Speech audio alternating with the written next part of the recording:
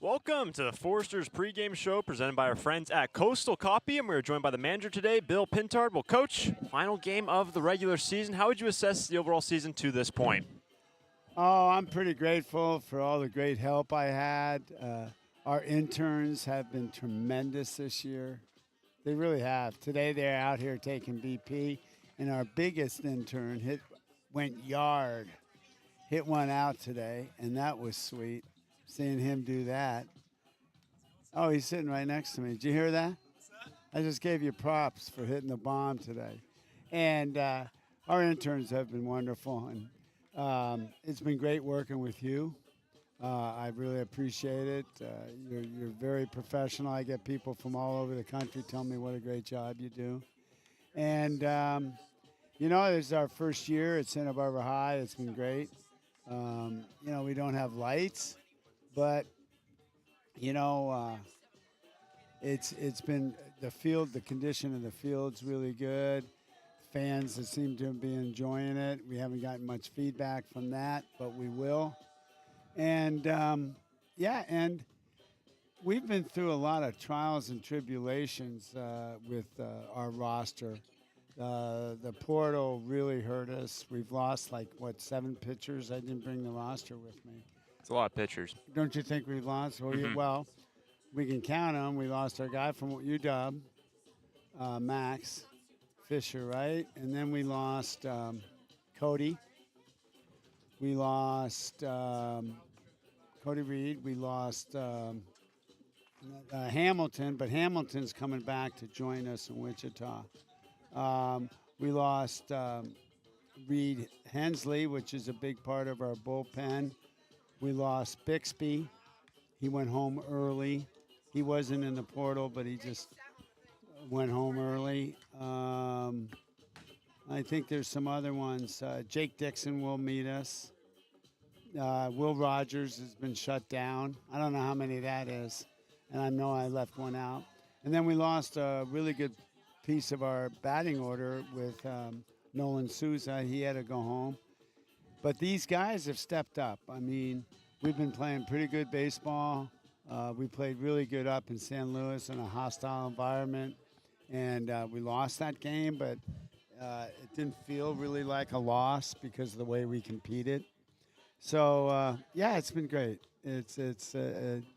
We've managed to get through adversity, right? Which is the whole thing you have to get through when you're playing and when you're running a show out here, which our games are. We have plenty of adversities doing this too, and we got through it, and we all still like each other, and we're talk to each other, and so it's pretty good. Coach, next step now Wichita after today's game, of course. But how's the team? How excited is the team heading over to Wichita? I think they're. I didn't know how excited they were, but I know Sebring's bouncing off the walls. He can't wait. Jack Holman's been there, but he didn't play much. It was in 2020. And then Patty and Will Rogers, they both are veterans of it, and they know how much fun it is. And to tell you the truth, it's the longest amateur or team tournament in America continuously running ever. So ever is a long time. And I think this is the 90th anniversary of the NBC. I'm not sure, but I think it's number 90.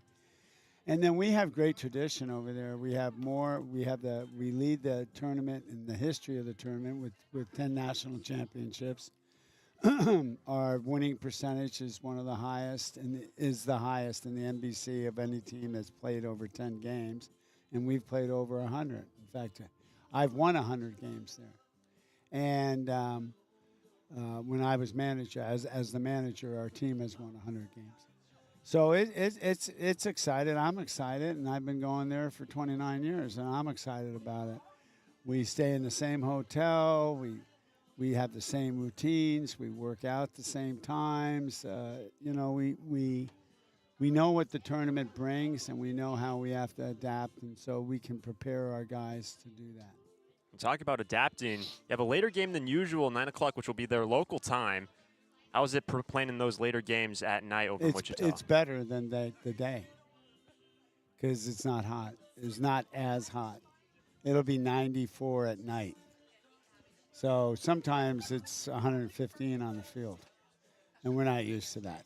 And so for us to play 2 games, we've had a number of times where we've had players had to go get IV treatment at the hospital. One was Kyle Isbell, who's an outfielder for the Kansas City Royals. And one is another guy, local guy, and he couldn't come back. He couldn't come back from it. Isbell, we played a semifinal game in Wichita that ended at 4 in the morning. We had to play the championship game that night at 5. And Isbell, Kyle went in and got an IV, and he was in the starting lineup. Love that. Yeah, I love it too. And he's a tough guy, and obviously his toughness has got him to the big leagues. So. Yeah, it's a lot of tradition. Satchel Paige played in that tournament. That tournament was integrated 10 years before Major League Baseball. So they've got a human side of this tournament that's got history, and the people of Wichita have been great and embraced us. They didn't like us much when we first started going because we're from California, the land of fruits and nuts, right? And all the Californians listening, we know what we're doing. We're living in the best place you can live. But anyway, so that's kind of the deal, and we're looking forward to it. Well, Coach, final game of the regular season. Anything else before we head off? No, I just want to thank all the fans that have come, all those fans that have listened, all our sponsors that have helped us get through this season. And thanks for rooting for us. Come on down today to see our last game, and then root for us in Wichita. We'll get your vibes, and we read the blogs. So go on the NBC. I think they'll be able to watch the game on YouTube, right? Mm-hmm. And maybe you can give them the information during the game. It's also on the website, National Baseball Congress World Series website, on how to listen.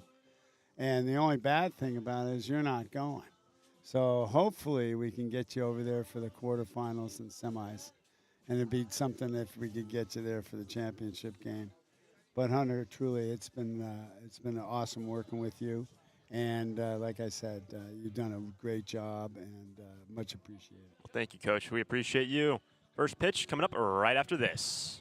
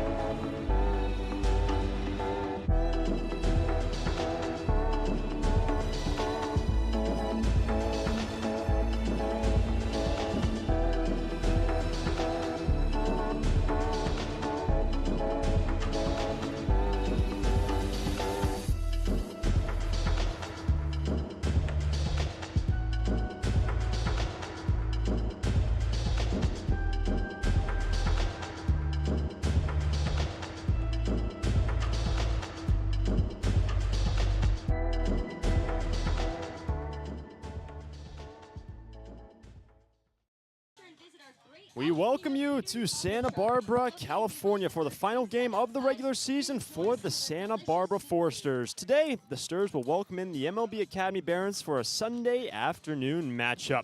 Hello, Hunter Shoemaker alongside Cole Walker welcoming you to Santa Barbara High School. Well, Cole, yesterday, the Sturs prevailed in a 7-5 win against the San Diego Sunrays. The big inning was in the 7th when they put up 4 runs, but they did have 5 errors in that game. Yeah, exactly. And the story of errors has kind of been unfortunately, the kind of through line of the last 3 or 4 games for the Foresters. They had several errors against the Blues, and they dropped back-to-back games. However, yesterday, thanks to kind of the explosion of offense, as you mentioned, in that 7th inning, they were able to prevail. Got a little dicey, too, around the 8th and 9th.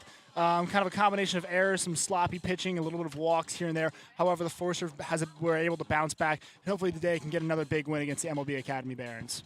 And for the Sturs on the hill today will be Frank Camarillo, the right-hander who plays for UC Santa Barbara. His 5th start of the season, 2-1 record and a 1.13 ERA. Frank has been very good this season. Exactly, Hunter. I mean, the fact that he's thrown 16 innings, came into the season really a little late. He's only really had one bad start, and that was against the OC Riptide in a 4-5 loss earlier in the season, kind of at the end of June, if you will. However, he's been able to rally and done a fantastic job for the Foresters. Been really consistent. A combination of him, Ty Baker, Cody Howard, Hudson Hamilton, a lot of these consistent starters for the Foresters has really been able to. They've all been kind of able to put the Foresters in the right place to win throughout the game. It's just a matter of time to see if the offense can kind of come around and add a few more runs to kind of give some run insurance, as well as put Frank in the right place to get a W today. Let's take a look at the starting lineup for the Academy Barons. Leading off in at short, Anthony Bassett. To bat second in center field, Zach Freeman. Batting third and at first base, Andrew Kirchner. Batting cleanup, the second baseman, Dylan Lena. In the 5-hole and in right field, Jacob Klinowski. Bats sixth, the catcher, Andrew Pyle. In the 7-hole, the third baseman, Efren Ortega. To DH, Jimmy Welsher. In the 8-hole, the 9-hole hitter will be Andy Cisneros. Defensively will be in left field. And Dante Zamudio will be the starting pitcher for the MLB Academy Barons. So here is Anthony Bassett, Frank Camarillo on the hill. The start of the final home game and the final game of the regular season for Santa Barbara. First pitch, and it's a called strike at 92. Off and running, 0-1 to the leadoff man, Anthony Bassett. Anthony Bassett on the year, 286 hitter. 0-1 pitch, and that is away at 91. Evens up the count, 1-1. The Barons, part of the CCL South, 12-18 on the year. They are in 5th position in the CCL South, looking for some wins coming down the stretch. 1-1 pitch to Bassett. And Bassett will take a slider for a strike, 1-2.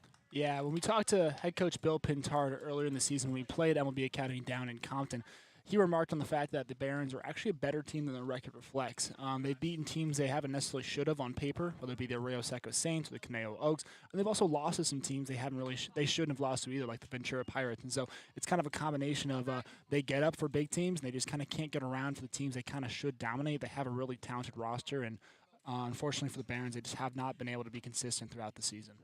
Here's the 2-2 pitch to the leadoff man, to Bassett. Bassett will see a slider, and that will miss in. Full count to the leadoff man. Really good action there by Frank Camarillo, getting his slider working early. 3-2 to the leadoff man. Zach Freeman will be next for the Barons. Here is the payoff pitch, and Bassett will strike out. Frank Camarillo, 1 away in the first. Now batting for the Barons, number 1, the center fielder, Zach Freeman. This is going to bring up Zach Freeman, man who plays for the Ohio State. 1 away, and the base is clear here in the opening inning. Bats from the left side. Just a few points under 300 on the year. Andrew Kirchner will be next. Here's the first pitch to the center fielder. And Freeman will slice it high and towering out of play for strike 1. Cole, for the final game of the regular season for Santa Barbara, another beautiful day. Exactly. A little hotter than normal here, but we're going to take it. I mean, sun is shining. We've been so blessed to be able to call games throughout the season here, and it's just been gorgeous at Eddie Matthews Field. Can't beat it. Here's the 0-1, and Freeman sees an off-speed pitch high and away, 1-1 the count. For the MLB Academy Barons, they played yesterday up in SLO. It's a bit of a longer road trip for them. They lost 2-5 to the SLO Blues. Here's the 1-1 pitch, and a swing and a miss on the fastball at 93 for strike number 2. Yeah, Frank really down it up there. He's consistently anywhere from a 91 to 94 mile an hour pitcher. We could see him get upwards of 95 here possibly if he starts to kind of get deeper and pull stuff out of his bag. Shakes off a couple 1-2 pitch to Freeman, and Freeman will stay alive. Spoils off the pitch at 83 miles an hour. Remains a ball and 2 strikes. This is the 3rd time that these two teams have met. Santa Barbara won the first 2 matchups. The first one was on the 16th. The last one was on the 7th. 1-2 pitch, and fouled off again by Freeman. Well done to stay alive. A ball and 2 strikes.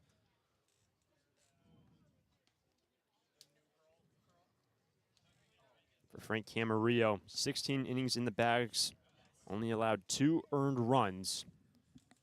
Remains 1-2. Here's the pitch. Freeman gets rung up, takes strike 3. Freeman goes down looking 2 Ks to start the day for Frank Camarillo. And that's what makes Camarillo just so deadly, the fact that he can attack you with that 91 to 94 mile an hour fastball and then come with the backdoor kind of slider changeup, if you will, just around 80 miles an hour. Huge discrepancy as well. First 2 retired by Frank. This is going to bring up Andrew Kirchner from Golden West CC. And bats from the left side. 274 average for him. First pitch, swings right through it. That same pitch that Frank Camarillo rung up Freeman with. It's 0-1. Winds currently going out towards center field. They oscillate blowing pole to pole. Drifting out towards left center field.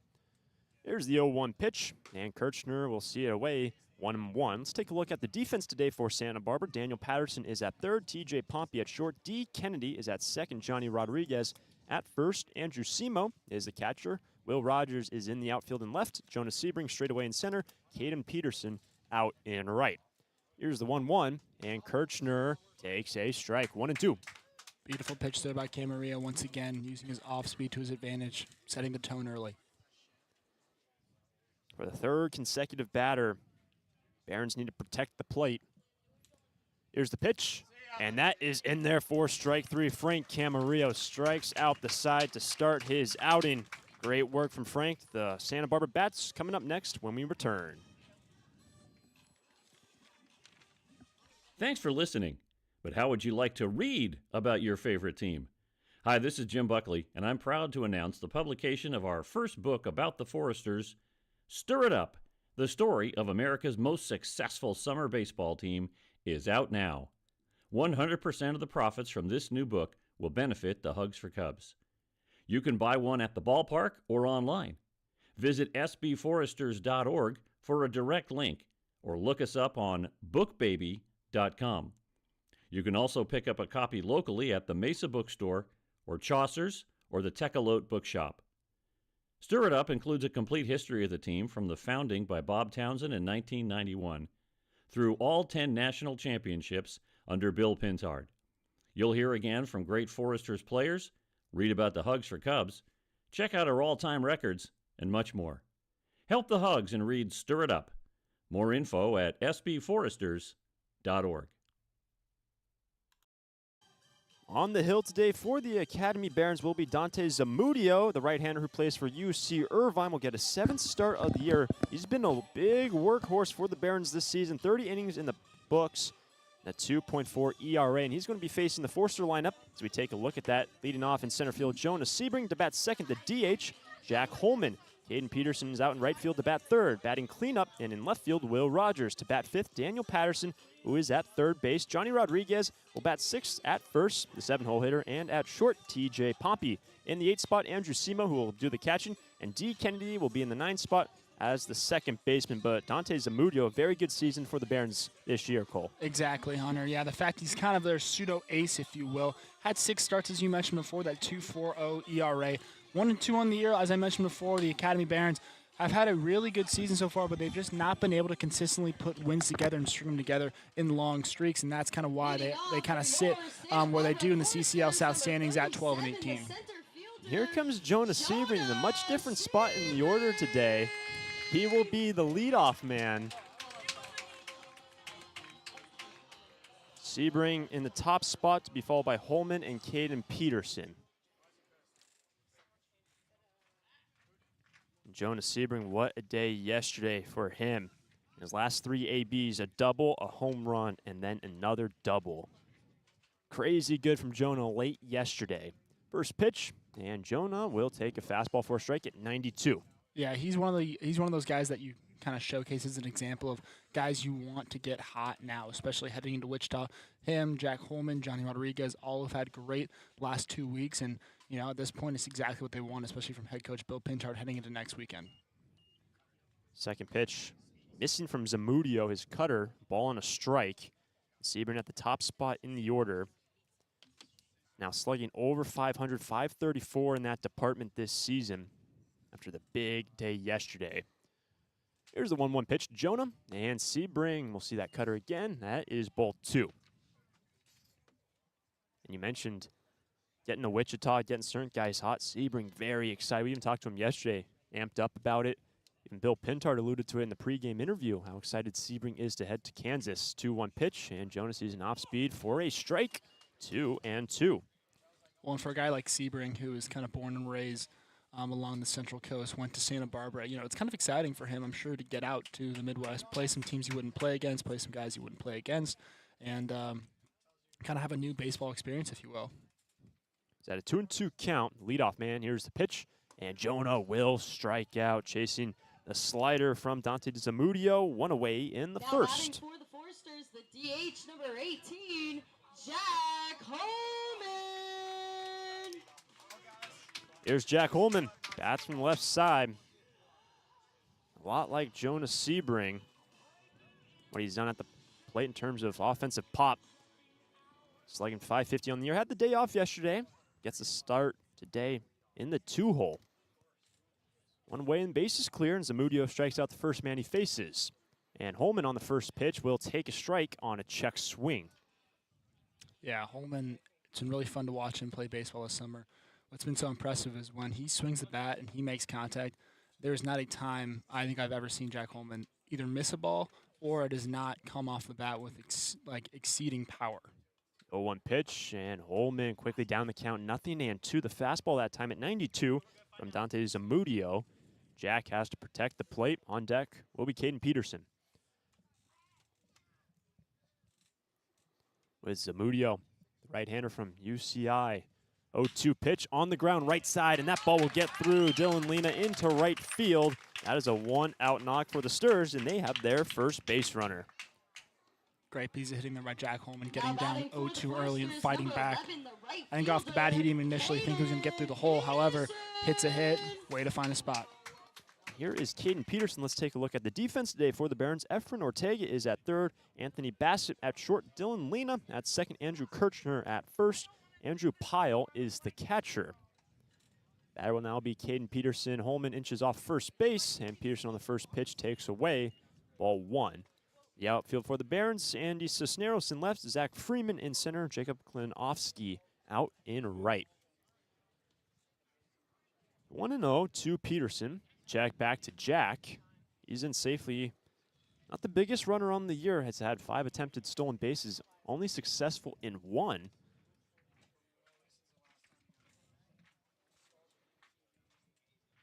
Zamudio winds up the 1-0 pitch, and Caden will take that breaking ball for a strike, 1-1. Peterson's been another one of those guys that's just been so consistent this entire summer, batting .333 on the year, and has been able to not only get on base, and when he does, makes an effort to steal bags, and is a great base runner, is an aggressive whenever he needs to be. This one is into right field for another base hit. Peterson, a knock, and Holman is held up at second base to put 2 aboard. 2 consecutive hits for the Sturs here in the opening inning. Left fielder number 7, Will Rogers.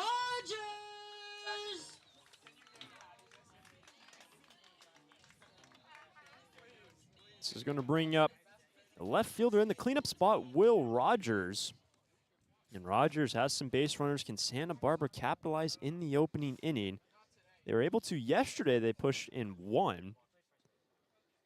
That's a couple scattered runs scored until that 7th inning when they put up 4 yesterday. Here's the first pitch to Will, and Rogers sees a ball in and gets past a pile on the play down to third base. In safely to third is Jack Holman. Heads up play from Jack to swipe third base. Heads up play is right, Hunter. Great job. You mentioned just a second ago, he isn't typically the fastest of guys on the team. Foresters do have a lot of guys that will try to consistently steal bases. Jack Holman's not necessarily one of them. However, a great heads up play by Holman, getting now in a place that if Roger can even just put it on the ground, he's going to be able to score. Holman advances on the errant pitch, and for Will Rogers. First pitch missed for ball number 1. Runners on the corners for Will. On the year, been able to get on base at a good clip, slugging near 400 for Will Rogers. An opportunity to put up the first runs, and he did that yesterday when he was in the 2-hole. Had a ground out which drove in Daniel Patterson in the first yesterday. Can he do something right here? Runners on the corners, 1-0 pitch. Rogers sees it in the dirt. Ball 2. Well, we've seen Will Rogers in multiple situations this year. He's got 12 RBIs on the season, so we know what he can do with runners in scoring position. He's just got to be able to get his pitch and take it for a ride. Slowly inching off first base, Caden Peterson. Conversely, compared to Jack Holman, Peterson, base stealing machine. 2-0 pitch, and Rogers, big old rip. Strike 1. See a chiropractor after that swing for Will Rogers.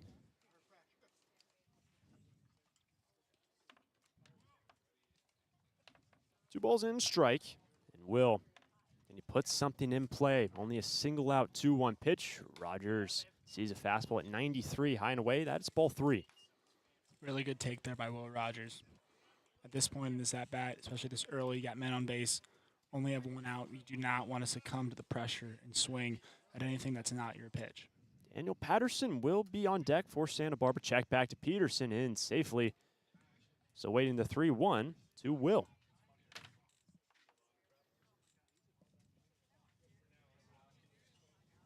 Santa Barbara in their final game of the regular season. Final prep for the NBC out in Kansas. And they drive in some runs right here. There goes PD, 3-1 pitch. Will miss upstairs for ball 4 for Will Rogers. So that's going to load up the bases. Will Rogers aboard via a walk. Only a single out. Here is Daniel Patterson. Bases juiced.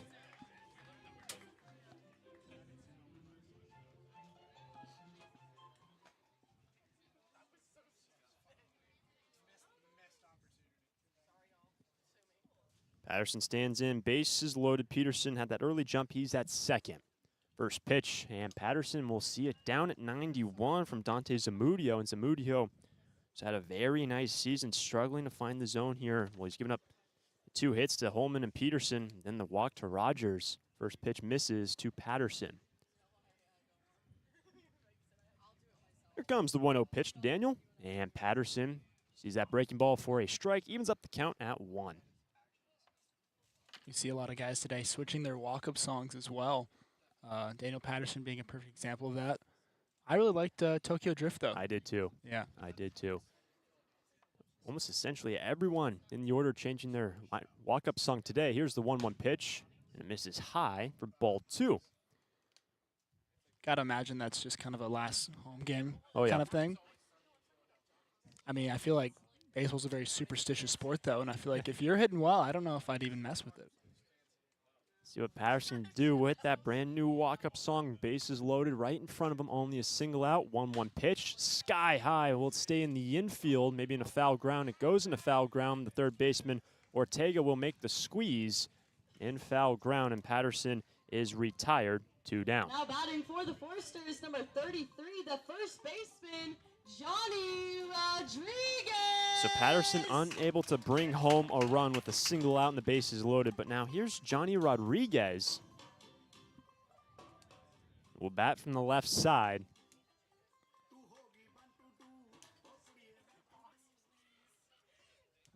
And a brand new walk-up song for Johnny as well. Couldn't tell you the name of it, but he stands in an opportunity for Santa Barbara. First pitch, it's a strike, 0-1. Well, that's what you got to remember, too. These guys are kids. They're having fun Oh, out yeah. there. I mean, the bullpen likes Johnny's new one. Seems as if the dugout does as well. I mean, for them, it's their last opportunity to play in front of these home fans, and they're going to enjoy it. Can they capitalize with 2 outs now? Here's the 0-1 pitch, and it's a good take from Johnny. Now, that's a ball away, evens up the count at 1. Jack Holman is at third at a base hit. Caden Peterson at second with a hit. And Will Rogers loaded up the bases with a walk. Ball and a strike. Can Santa Barbara capitalize here in the first? Zamudio trying to get out of the inning. Here's the pitch, and Johnny on the ground, chopping it foul for strike number 2. For Johnny Rodriguez, he's been playing some very good baseball. Yesterday, scored 2 runs, 2 hits as well. You look back to 2 games ago against Slow, a 3-hit day with a home run. The day before that, also had an extra base hit. Been swinging the bat very well. But he's down the count, 1-2 pitch. And Rodriguez foul again down that first base line. We'll do it again.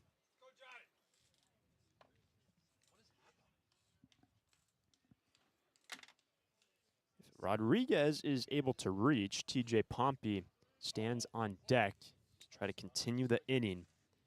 But the bases were loaded with only a single out. Patterson couldn't bring home anyone. Ball and 2 strikes to Rodriguez. That's errantly high and a great grab from Andrew Pyle to save a run from scoring. 2-2. Yeah, looked like Pyle just had to get up and get out of there for that ball. Seemed as if Zumito just kind of slipped there with his grip.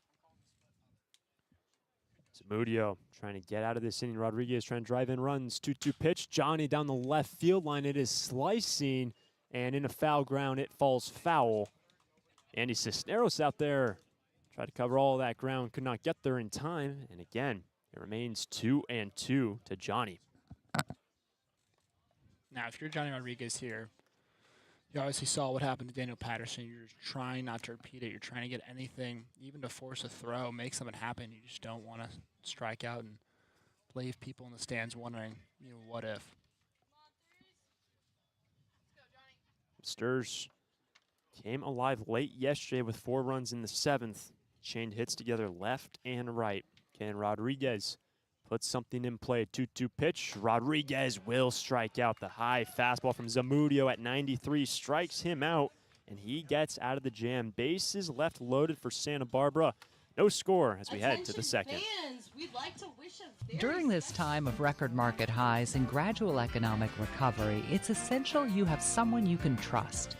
For 10 consecutive years, the Santa Barbara News Press Reader's Choice Poll has awarded Tremblay Financial Services recognition for the financial guidance they provide their clients. Tremblay Financial Advisors continually educate their clients with new options and financial planning tailored fit to you. For more information or an appointment, call 569-1982 or log on to tremblayfinancial.com. Securities and advisory services offered through Centaurus Financial Inc., member FINRA and SIPC, a registered investment advisor. Tremblay Financial Services and Centaurus Financial are not affiliated companies. Investing involves risk, including potential loss of principal. No investment strategy can guarantee a profit or protect against a loss in periods of declining values. We're Tammy and Scott from Draftsman Ale Works here in Goleta, California. For me, making beer is a dream come true. Seeing the community come together in our brewery is a fantastic feeling. Community West Bank has trusted and believed in us from the very beginning. Not only have they helped us by getting to where we are today, but they're helping us lay a path for where we want to go. We count on them. The community counts on Draftsman Ale Works to bring people together. We're glad they count on us. Community West Bank, member FDIC.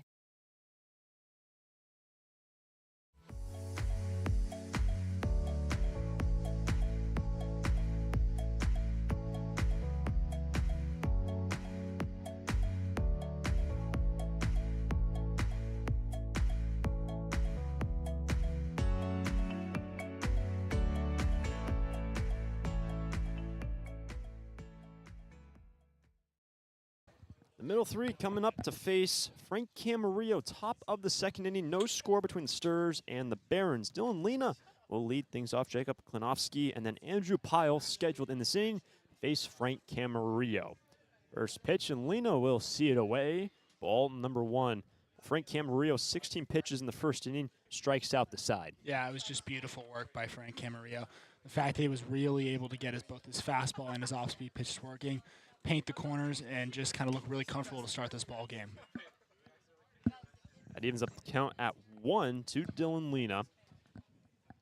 And it plays for Golden West Community College. Spencer Shea hitting at a 264 clip. 1-1 pitch. And lean on a breaking ball lifts it into left. Will Rogers just has to move a step or two to his right and makes the squeeze. Dylan Lena retired, 1 away.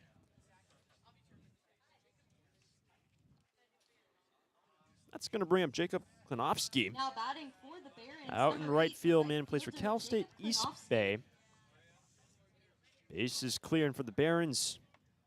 In 5th position in the CCL South, and the Santa Barbara Foresters with that game that was suspended between Conejo and the Arroyo Seco Saints. Technically, if you look at the standings, are a full game behind Conejo, but in reality, they're just a half game with Conejo trailing that game. First pitch now to Klinowski, and this one is in the left field, slicing down towards the chalk line, and it will slice foul for long strike number 1.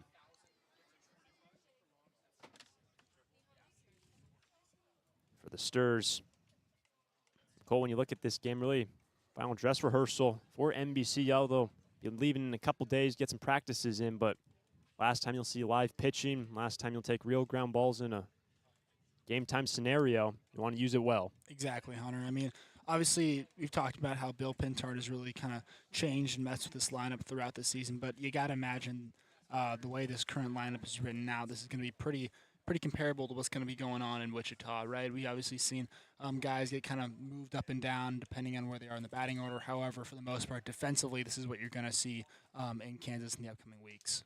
The 0-1 just clips the corner for Frank, and he's quickly ahead 0-2 against Jacob Klinowski. In terms of the roster, Stars are going to be turning a couple pitchers that had to leave during the regular season, but pitching, that's the big thing for Santa Barbara. The 0-2 pitch, Klinowski sees it down. That's ball number 1. In terms of pitching today, well, Camarillo looking solid very early, but 4 arms up in the bullpen when we look later towards this game. 3 right-handed pitchers and 1 lefty. 1 out, base is clear. Here's the 1-2 pitch. Klinowski foul tips it back to Andrew Simo. Strikeout number 4 for Frank. Well, and Hunter, you mentioned the fact they have kind of a few righties and 1 lefty. If you're the Foresters in this situation, you have about a week off before your first game in Wichita, so you're not necessarily, afraid of over-pitching guys at this point. Obviously, you want the week-long rest. However, you're going to pitch whoever's available, and you're also going to pitch to win in this ball game. With 2 gone, here's Andrew Pyle, first pitch. Will miss upstairs for ball number 1. And Pyle out of the 6th spot has a very nice slash line on the year, very consistent. First pitch, second pitch, and Pyle swinging a miss at it to even up the count at 1. Average of 346. Just a couple points off of 400 OBP. Camarillo has retired the first 5 he has faced. 1-1 pitch, fouled off just to the right of the dish. 1-2 to the catcher, Andrew Pyle. Well, it should be mentioned, Hunter, the fact that the Barons are a little short-staffed today. They have a few different players that have, over 100 at-bats, but they also have guys that have really under 20 at-bats, Bassett and Ortega. And have 17 and 7 respectively, and Pyle has 52. And then you have a guy in Ginny Welsh who has not had a single at-bat this season because really he's a pitcher. So they needed some guys to step up, and looks like they're a little short-staffed going into the latter half of the season, but obviously still here to play and win. It's a ball and 2 strikes to Pyle. Here's the pitch from Frank, and it misses high. Evens the count at 2. Yeah, the DH in the 8th spot. Jimmy Welsher, no ABs, but he has tossed 15 innings. We'll see him in a short while. 2-2 pitch, and that misses down on a fastball from Frank, full count. Saw this against Anthony Bassett, the first man Frank faced. Got hit early, a couple balls, it was a full count. Ended up striking Bassett out. 3-2 pitch here, check swing. Did he go? No, says our first base umpire. That is a 2-out walk for the Barons, and Pyle, first man to reach base. For the Barons, number 16, the 3rd baseman, Efren Ortega.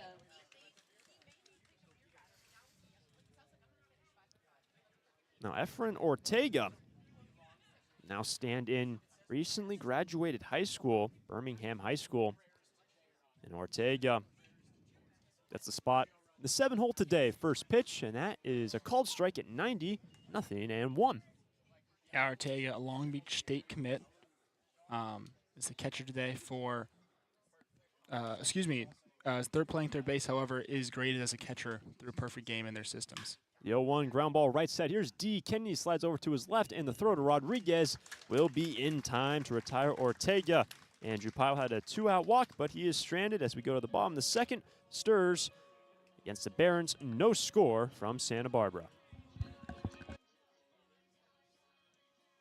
Need a new copier for your office? Coastal Copy is the original copier dealer in the Tri-Counties and your authorized Kyocera dealer, offering complete sales, service, and supplies on a full line of Kyocera Task Alpha digital MFPs. And thanks to the latest in Kyocera mobile and cloud technology, we offer Kyocera's mobile print app, which allows you to access documents through your smartphone or tablet. Call us today to schedule your free assessment and quote.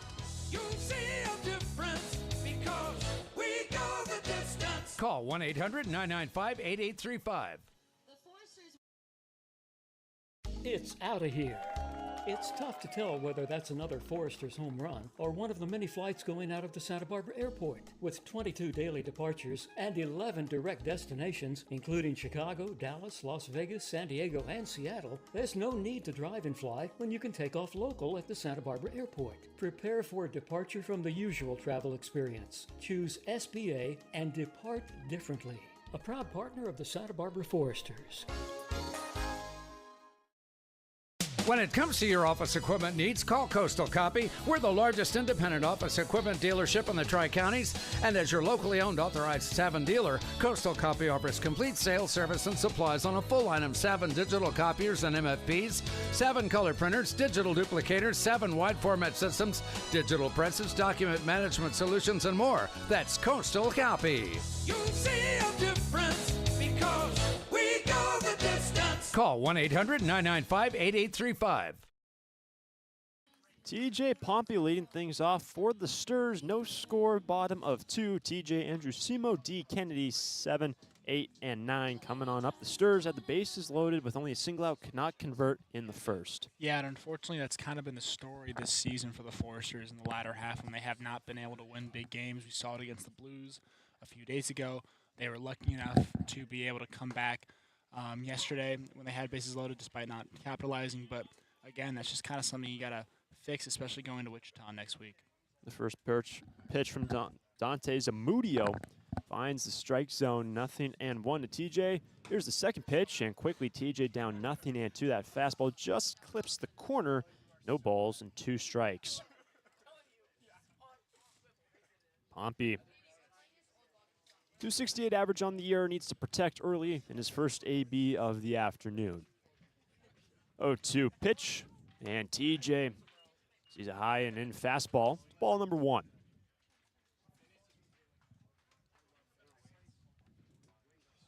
On 2 strikes, Andrusimo will be next. Wind's picking up, 1-2, and TJ sees a fastball away. 2 balls, 2 strikes to the leadoff man.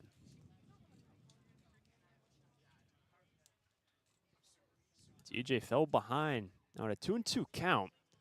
Here's the pitch. And TJ check swing, misses away from Dante Zamudio.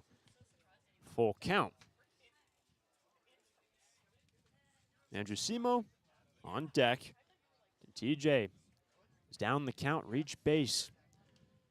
Here's the 3-2 pitch, and Pompey in the right center field. Going back, there's Klinowski, and he has enough room out in right center field. Makes the squeeze for the first out of the inning. Now batting the catcher, number 21, Andrusimo. Pompey retired, first out of the inning. This brings up the catcher, Andrusimo. Yeah, regardless of the result there for TJ Pompey, that was a really good at bat, seeing some extra pitches, not chasing. He's done a really good job second half of the season, kind of finding his rhythm and taking more pitches so we can either both walk more as well as just kind of get better counts. Here's Andrusimo. First pitch, and Andrews swinging away for strike number 1 for Simo. He's gone 1 for 6. Still a small sample size in terms of total ABs and plate appearances, but he's gone 1 for 6. But you look at his on-base percentage, it's at 500. Second pitch, and it will miss away to 1-1. Well, and we alluded to this in yesterday's broadcast, Hunter. But the fact they were able to add Simo and Augie Lopez later on in the season, just to kind of give Taman some rest. They have that 3-catcher rotation so that no one's getting really burnt out too much. This one's a bouncer down to Ortega at third base, and a good throw to the first baseman, Andrew Kirchner, and Simo will ground out 5-3 for the second out. Cole, you mentioned Augie Lopez. It's a little bit overshadowed after Jonas Sebring had a big old late push, but Lopez 3 for 3 with a walk, 3 base hits, and 2 runs batted in. Lopez was fantastic yesterday. Yeah, we heard a lot of hype of him coming into this kind of second half of the season when he first joined the Foresters, and he's lived up to it, and he's even added more to his kind of fame. The fact that he kind of came into his first at-bat in first game and sent a moonshot over the right field line, and then kind of just continued that throughout the season has been really fun to watch. D. Kennedy stands in the first pitch, a called strike at 91, nothing, and 1 for D. First 2 retired in this inning by Dante Zamudio. Kennedy reached base in the 9th spot. Here's the 0-1, and D sees a ball at 89 miles an hour, just missing away. Ball and a strike. Top of the order will be on deck in the form of Jonas Sebring. Don't say that too often, but Jonah getting bumped up top spot in the order. Here's the 1-1 pitch, and Kennedy sees a fastball away, 2-1. Yeah, it's interesting to see the way Bill Pintard kind of manipulated this lineup today. I mentioned before that, the different spots in which these guys are in, up and down the lineup might change a little bit, but defensively, this is what you might see. You might see this ball driven down the left field line over the bullpen. On the left field line, strike 2. But as I was saying, you might see a guy like Will Rogers, who's not going to pitch anymore this season, but they still want him both defensively and his bat going into Wichita. So you might see him kind of get moved around the outfield a little bit, possibly DH. You might see Jack Holman at first, but for the most part, this is going to be a very consistent defense, at least going into Kansas next week. Now full count for D. Kennedy. Sebring awaits on the wing.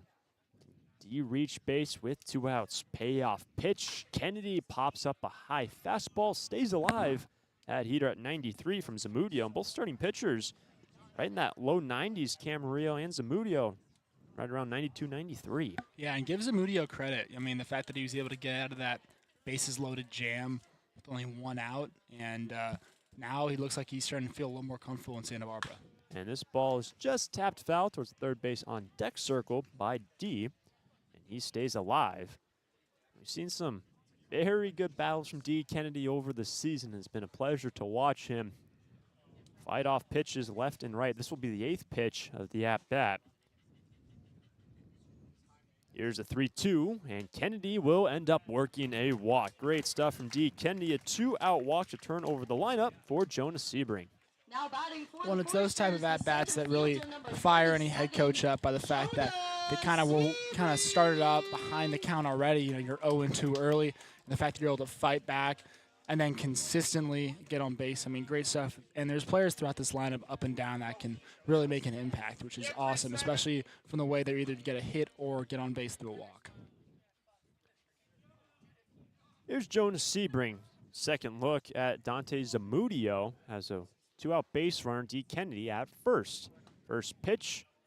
Missing at 88 for ball number 1. Jonah, strikeout victim in the first. See if he can do something here with 2 outs in the second. Check back to D. It's 1-0 for Jonah. For Santa Barbara, third matchup against the Barons this season. Both the first 2 meetings, last time they shut out the Barons. Second pitch, and that is in there at 92, evens the count at 1. Last time they met was on the 7th of July.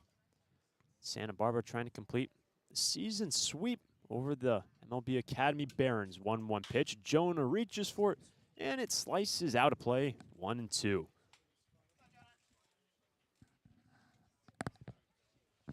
D. Kennedy back to first base. And with the victory yesterday, Cole, we see the Santa Barbara Foresters clip the 20-win mark, now 20-10, their overall record in CCL play. Yeah, I mean, and you look at that record, you think to yourself, oh, they must be dominating, and they are. They're winning a lot of games. However, CCL South is just a really tough division this year, and you got teams both like the OC Riptide, Arroyo Seco Saints, and the Caneo Oaks that. There goes D. Kennedy safely in. Great throw from Pyle. But able to evade the tag was D. Kennedy. He's got a stolen bag, and he's now in scoring position. Like I was mentioning before, the CCL South and CCL in general is just a really tough division this year. And we've seen in the past and previous years the Foresters, just kind of dominate. And this year is not necessarily that case. I mean, obviously they're still in contention for first place, but it's been a bit more of a grind set, if you know what I mean. Here's the 2-2, and Jonah reaches for it. That's into left field, and that ball is caught by the left fielder, Andy Cisneros. Jonah Sebring nearly able to put that ball in the gap, but D. Kennedy stranded on the bases. No score as we head to the third. Santa Barbara Airport has 5 airlines: American, Alaska, Delta Air, Southwest, and United, with 12 direct destinations from Santa Barbara to Atlanta, Dallas, Denver, Las Vegas, Oakland, Los Angeles, Salt Lake City, Portland, San Francisco, Phoenix, Seattle, and Sacramento. With 23 daily departures from Santa Barbara, SBA's newest daily service on Delta Airlines to Atlanta and Salt Lake City can ensure that you can get anywhere in the world in just one stop. SBA is proud to join over 200 airports around the world in the Hidden Disabilities Sunflower Program. Passengers with a disability can opt into the program, and in doing so, trained staff at SBA will be there to provide additional level of customer service. You can learn more at www.flysba.com. Once again, you can learn more and book your flights today from Santa Barbara at www.flysba.com. I'm Eric Anand, CEO and Managing Director of Santa Barbara Airbus. Santa Barbara Airbus is all about the customer experience. Having your customers count on you. It's because people recognize that you're there when you need them. One of the early challenges for our business was equipment financing. Community West Bank has always found a way for the terms and conditions to work for us and for them. I count on Community West Bank. The community counts on Santa Barbara Airbus to keep them moving. We're glad they count on us. Community West Bank, member FDIC.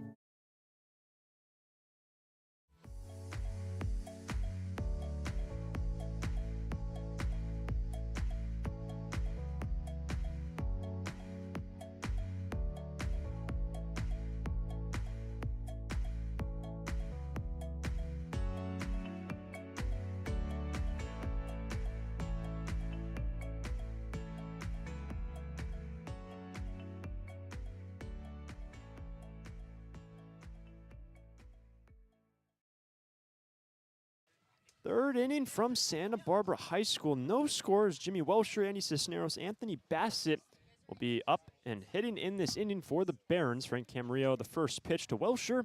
And this one is sent over the third base dugout. Strike number 1.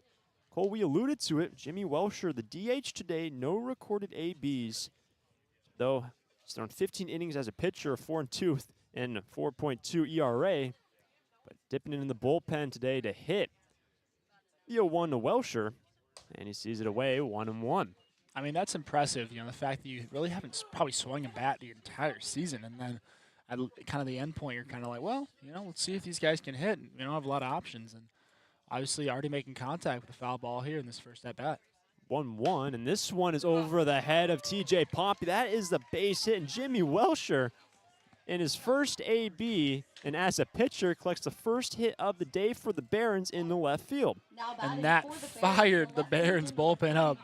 They had guys just streaking down the left field line, hooting and hollering. And, I mean, that fired me up, too. If that was my first at-bat ever in the CCL, and that's a hit, props to him. Yeah, to love that. So Welsher now at first. 1 AB and 1 hit. Andy Cisneros now stands in at the 9 spot. Check back to the pitcher at first base. He's in safely.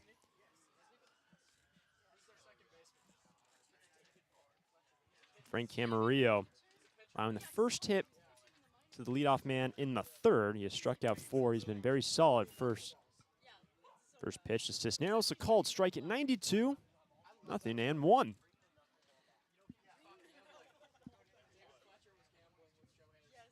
A nice lead at first base for Jimmy Welsher. Here's the 0-1 pitch. Swing and a miss. A fastball at 91. Cisneros quickly down the count. No balls and 2 strikes. Well, and Walsher getting a big lead at first. I would not be surprised to see him jump here just by the fact that he's got really nothing to lose, really, stats-wise. Cisneros needs to protect. 0-2 pitch down the dirt. Simo, great effort as the catcher, smothering up that baseball. That's ball 1.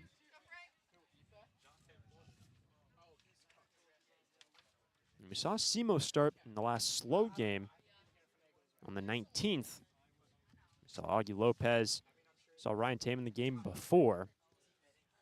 Now the 1-2 pitch to Cisneros. And that's away and maybe trying to double or send him out at first base. Welsher in, no problem.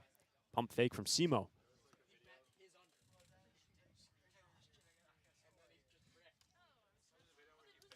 And for Andy Cisneros, hitting under 100 currently. Man who plays in left field, 2-2 pitch. He reaches for it. D. Kennedy moves in from second base and flips it to Rodriguez, or the first out. Welsher does advance, so a productive out for the 9-hole hitter as he grounds out. Now batting for the Barons, It is number important 10, to mention shortstop that the Anthony Barons today Bassett. don't have Adam Arroyo, who is their leading home run hitter, kind of the big power in the center of the order. We mentioned before how they're just kind of working in some guys that really haven't played a lot of innings so far. Their personnel, they're a little light today. However, seems like the Academy Barons are looking to threaten, or are already threatening right here and are looking to try to make something happen. First pitch now to Anthony Bassett, with Bassett getting his second look at Camarillo. Bassett struck out in the first. First pitch missing at 79 from Frank, the man at the top spot in the order. But now a man at second base. Second pitch is a fastball away to Bassett. That's 2-0 now. First man in scoring position for the Barons, Jimmy Welsher. What a story. First AB as a pitcher. You collect a base hit in the left field. Here's a 2-0 pitch. We'll have to wait and a throw down back to the second baseman, D. Kennedy. And credit to Welsher as well. That hit had some oomph in it, too. Yeah. Well, Santa Barbara had the bases loaded in the first with only a single out, could not convert. Now in jeopardy of giving up the first run of the day. 2-0 pitch. That is down and away to Anthony Bassett. Ball 3. Zach Freeman is on deck. Camarillo needing to find some strikes in his 5th start of the season. Welsher, big lead at second base. Here's a 3-0 pitch, and that finds a strike zone at 92. Bassett thought he might have had first base. 3 balls and 1 strike now.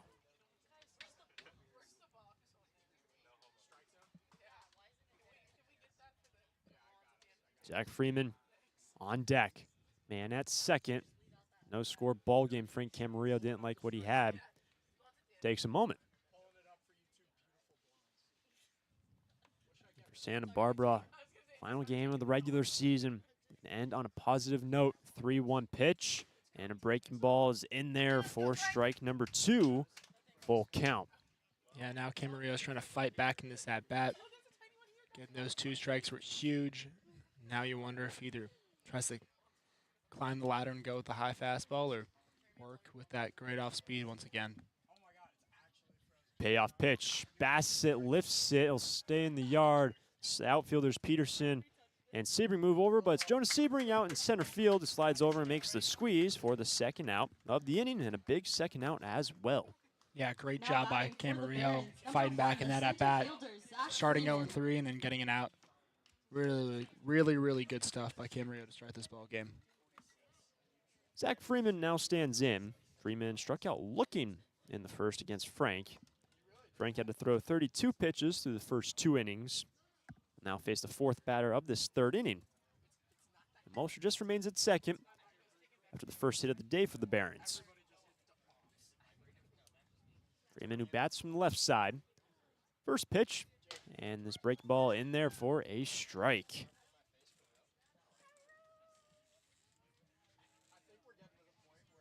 Trying to keep it a scoreless ball game.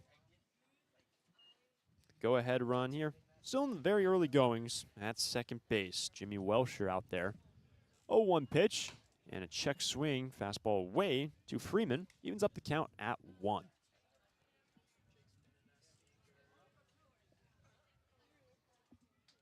for Frank Camarillo.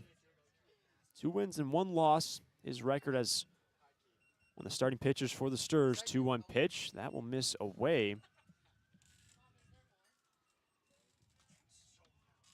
Check that. That was the 3rd pitch. Now 2-1 to Freeman.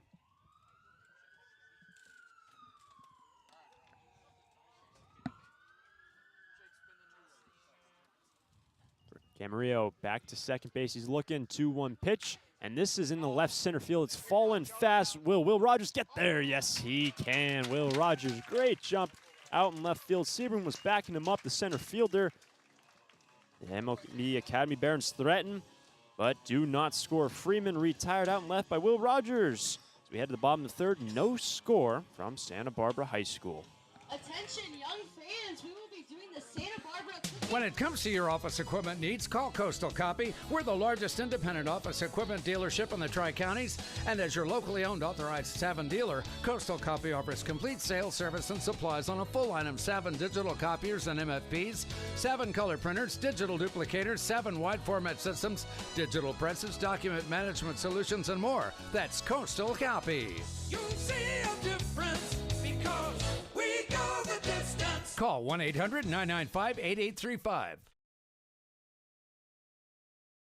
Need a new copier for your office? Coastal Copy is the original copier dealer in the Tri-Counties and your authorized Kyocera dealer, offering complete sales, service, and supplies on a full line of Kyocera Task Alpha digital MFPs. And thanks to the latest in Kyocera mobile and cloud technology, we offer Kyocera's mobile print app, which allows you to access documents through your smartphone or tablet. Call us today to schedule your free assessment and quote.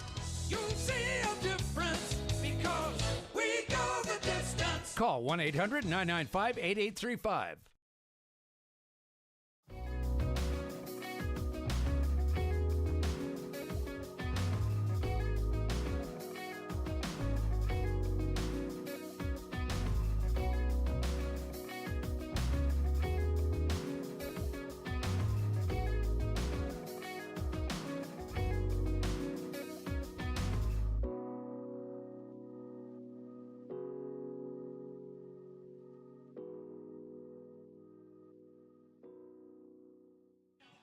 Two, 3, and 4 coming up for Santa Barbara. Dante Zamudio remains on the hill. No score in the bottom of 3. Will be Holman, Peterson, and Will Rogers for Santa Barbara. First pitch to the left-handed batter. That will miss down at 82, 1-0. Santa Barbara had an opportunity in the opening inning. Bases loaded, cannot bring you home a run. 1-0 pitch and into center field. Zach Freeman cannot get there. That ball falls quickly into center, and Jack Holman picks up his 2nd hit of the day out into center field. Well done from the DH, Jack Holman. Leadoff man aboard. Yeah, he's a guy you always want in your lineup, regardless if he's in the outfield, at first base, or just DHing. It's just the contact he consistently makes to the ball. He has really good at-bats, sees the ball well, and once again, we're already seeing it here today. 2-hit game for Mr. Jack Holman. Well done.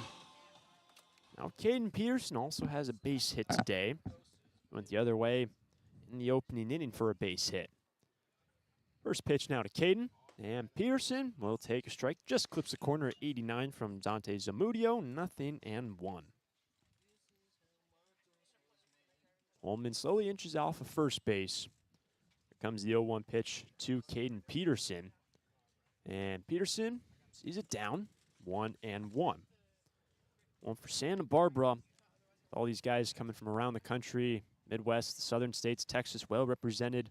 Host families that house these players throughout the season, very important to this program for the Santa Barbara Foresters. And today is the Host Family Appreciation Day, so all the host families getting recognized here. It's great to see. Yeah, really special stuff here at Santa Barbara High. The fact that all these host families and people are so generous with all these players, and even some interns as well this summer, housing a lot of the staff here and a lot of the players, and have just been so fantastically generous. The fact that they are so supportive of the Foresters program and all these these fantastic players and come to a lot of these games is really something special. Peterson had a 1-2 count. Here's the pitch, and Peterson will strike out. Chasing the breaking ball from Zamudio, and Peterson is retired. 1 away in the 3rd. Will Rogers. was his third strikeout of the day for Zamudio. Here's Will Rogers, work to walk, first inning.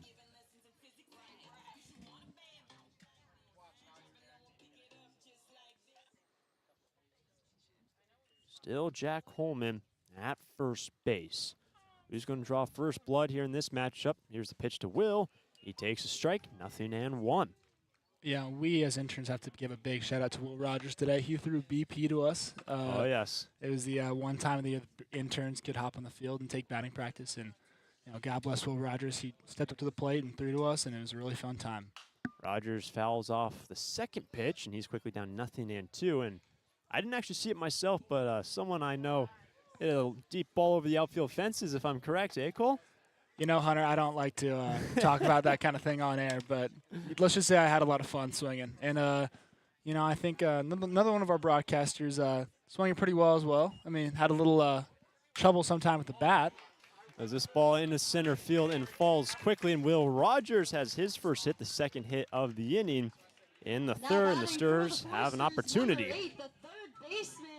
All right, well, I'll just say it for you. You did have a home run, a pretty deep one as well over the outfield fences. That made my summer right there, the fact that I was able to do that. And, Hunter, I'm pretty good swing as well coming from you today. Well, I appreciate that. So here's Daniel Patterson. An opportunity for the Sturs with one out. Holman now to second. Will Rogers picks up his first hit. Patterson on the first pitch, sees it in, ball one. I do think that third base coach Steve Shuck might have an issue with what happened, though, by the fact that you did break a bat in batting practice, Hunter. I know. I'm sorry, Coach, if you're ever going to hear this over. And this ball down the third baseline, or strike number one. It's 1-1 for Patterson. Don't know how that happened. Yeah, I've yet to see that. I mean, we've talked about all season how these guys are swinging wood bats, but you usually don't see some wood, get broken like that in BP. But you know what? Hunter's just too big. He's just too strong. You know what? I mean, at that point, his hands were gripping the bat, and it was almost going to twigs, really. I don't know about that. Give me too much credit. It was a fastball for a strike to Patty, and he's at a 1-2 count. Can Patterson drive home the first runs of the day? Johnny Rodriguez will be next.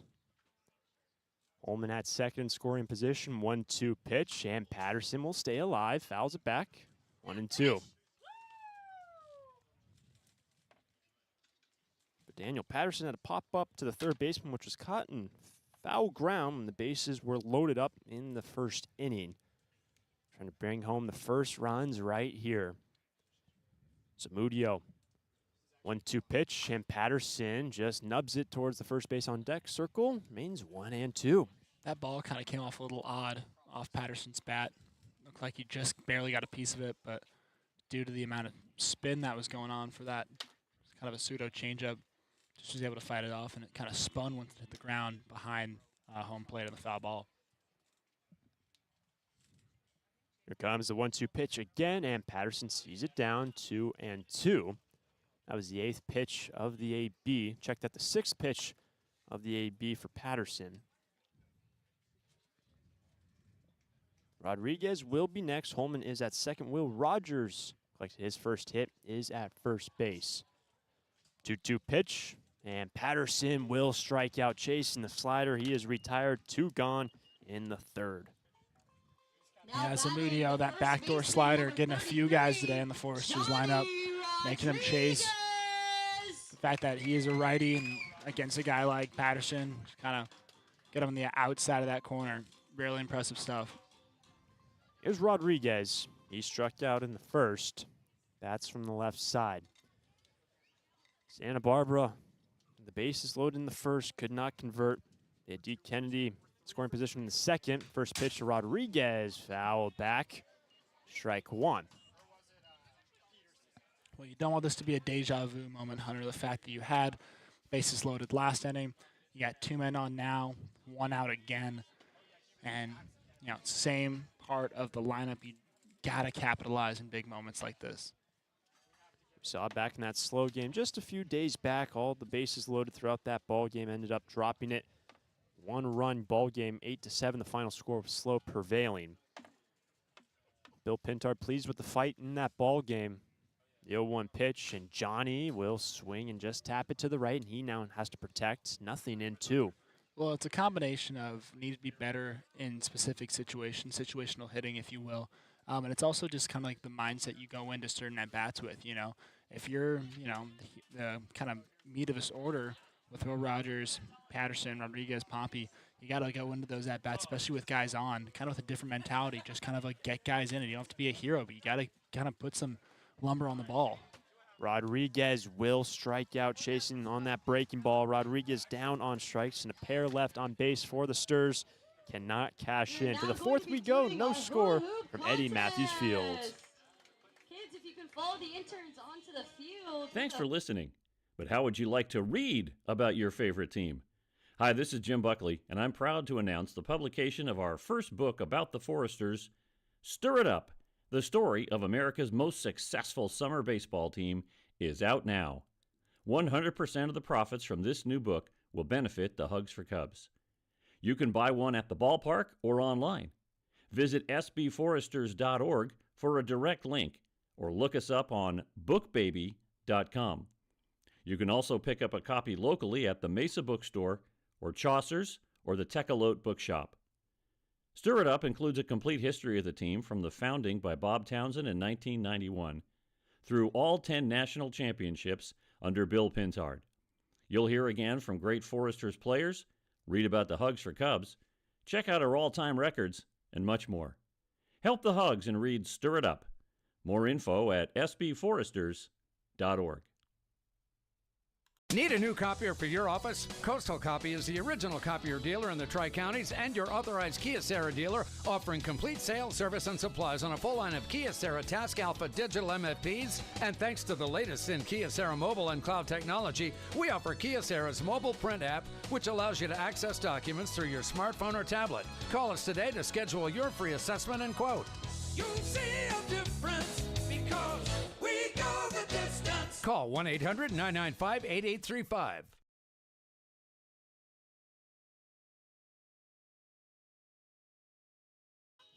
No score from Santa Barbara High School. Andrew Kirchner, Dylan Lena, Jacob Klinowski will be coming up for the Barons. Frank Camarillo has thrown 52 pitches through 3. He remains on the hill facing the heart of the order, Kirchner, Lena, and Klinowski. Yeah, regardless of how many pitches he's thrown, he kind of had to fight a little bit in that last half inning. However, he's looked really comfortable on the mound to start this ball game. And as I mentioned kind of pregame, Frank Camarillo has been such a consistent through line for the Foresters in a lot of these big-time wins. Struck out looking in the first pitch from Frank, and it is in there, bends its way in there for strike number 1. And for Frank, 5th start of the season. Give up 1 hit in the last inning, the lone hit so far. The 0-1, this ball's popped up and over at third base dugout, out of play, strike number 2.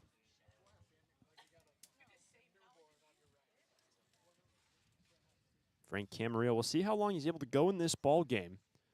Better pitchers on the staff. 0-2 pitch, the leadoff man, Kirchner. This one's right back to Frank. Hello. Right into the breadbasket. There's out number 1.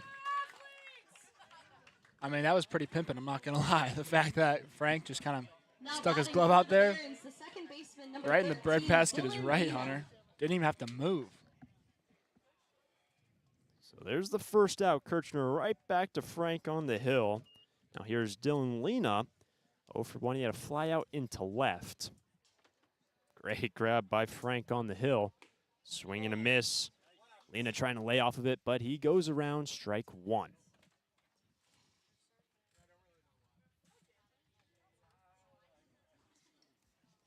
Here's the 0-1 pitch, and Lena sees away at 83, 1-1. I don't know about you, Hunter, but I always feel weird just throwing a 1 down in the scorebook in that type of situation. Very rare that you have the pitcher doing the entirety of getting the out. And not too often. Great stuff from Frank with the 3rd pitch missing. 79, 2-1. Kirchner retired the leadoff man, Dylan Lena, at second base defensively today for the Barons. 2-1 pitch. And Lena pushes it down the right field line, well foul, 2-2. You look at what MLB Academy for them, 5 more games after today. The last game will be played on the 28th of this month. Here's the 2-2 pitch, and striking out will be Dylan Lena. Frank Camarillo has his 5th K, 2 down in the 4th. Now batting for the Barons, number 8, the right fielder, Jacob Klinowski. When we talked about it on the last broadcast, how there still could be another CCL teams that join the Foresters in Wichita as well. Just kind of depends on how playoffs shake out and all that stuff, but you know, there's a plethora of different teams and different leagues that will be represented in the NBC World Series this year. 16 teams making out to Wichita. Bill Pintard in the pregame talked about the tournament extensively, how his team is gearing up for it and getting excited. First pitch fouled off by Klinowski. Top of the third base dugout, strike 1. But the first game for the Sturs will be on the 26th at 6 p.m. Central Time. That first game out in Kansas. Here's the 0-1 pitch to Klinowski, and he has a check swing, but clips the ball and fouls it off. Strike 2.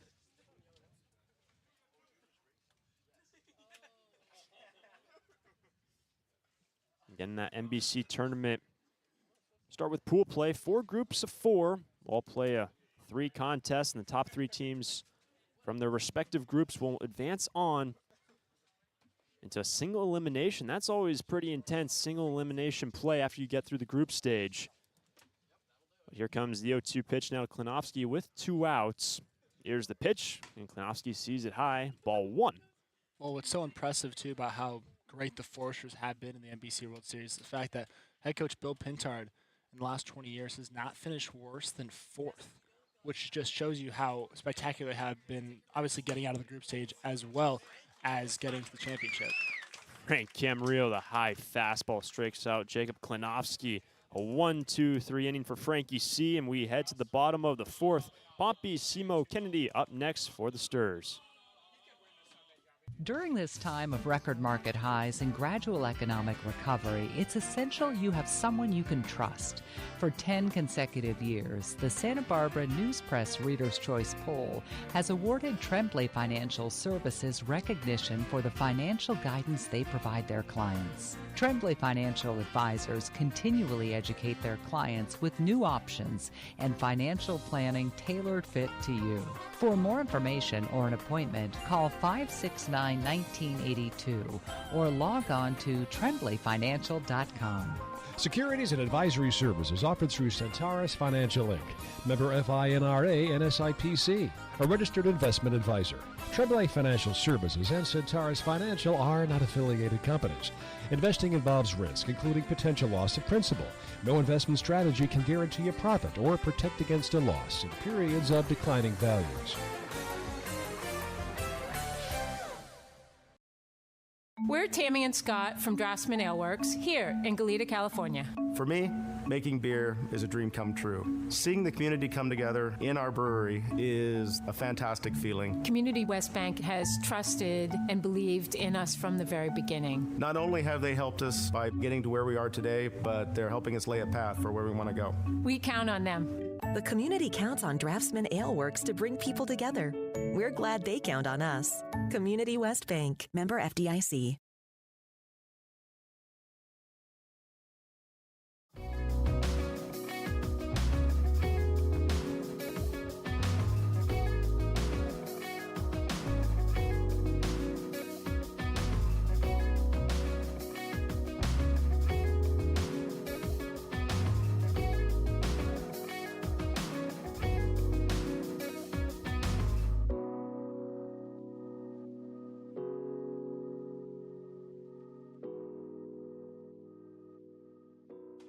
Bottom of the order for Santa Barbara, no score in the bottom of the 4th. TJ Pompey, Simo Kennedy for Santa Barbara. First pitch to TJ, swinging away on the pitch from Dante Zamudio. Strike number 1. For Santa Barbara, they've had some opportunities in the first and in the last, could not bring home any runs. The 0-1 pitch, and TJ will see it down and away, 1-1. And Cole, when you look back to yesterday's game, 1 run in the first, 1 in the second, 1 in the 5th. But in that 7th inning, we've said it, we've seen it. Striking in bunches for Santa Barbara throughout this season. Might be the story in this one. They just have a plethora of runs. 1-1 pitch, and TJ will take a strike 1 and 2. Yeah, it was really interesting. Both of us were in the booth yesterday as well, and I kind of made the comment that I didn't really feel like it was going to be one of those games. It kind of felt like it was going to be a grind till the end, maybe getting a run here or there. But that 7th inning came around, and, goodness for the Foresters, they were able to strike while the iron was hot. Here's the 1-2 pitch to the leadoff man. Pompey will strike out. That was a nasty pitch from Zamudio. He has now struck out 3 straight and 6 on the day. Andrew Simo.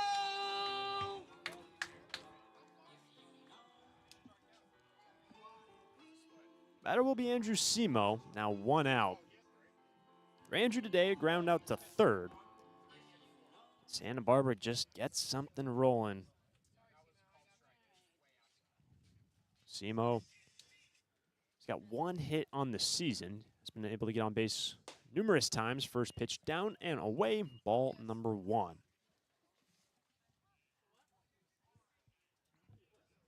And touching on that NBC schedule, Santa Barbara on the 26th and 27th, playing the first 2 games. 1-0 pitch, and that will be ball 2 to Simo, and then they'll play their third group play game on the 29th.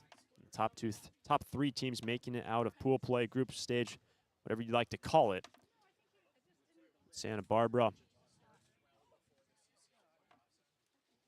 No score here. The 2-0 pitch missing upstairs to Simo. That is ball 3. Can Andrew reach base and give the Stars something to move around on the bases?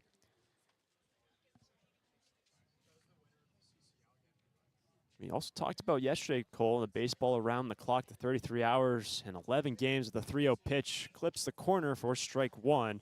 Santa Barbara will get the 9 o'clock slot in the baseball around the clock, which is 9 o'clock local time, central time. So it's 3-1 to Simo. On deck will be D. Kennedy, time being called. Yeah, I was looking up the NBC World Series around the clock schedule last night. I mean, some teams got a brutal draw, but they were advertising it too as a big event for fans as well, and trying to kind of contend that you can basically stay in a ballpark for all 24 hours and watch the fantastic stylings of all these amazing teams. 3-1 pitch, check, swing, taking a strike. Simo, wouldn't that be wild watching all those games? Oh, I cannot imagine. They advertise too. They're like, well, if you stay in the entirety of the park, for the 24 hours, and you know what you get, bragging rights. That's their big pull for these guys. But if you do decide to stay, it's a big deal if you love baseball.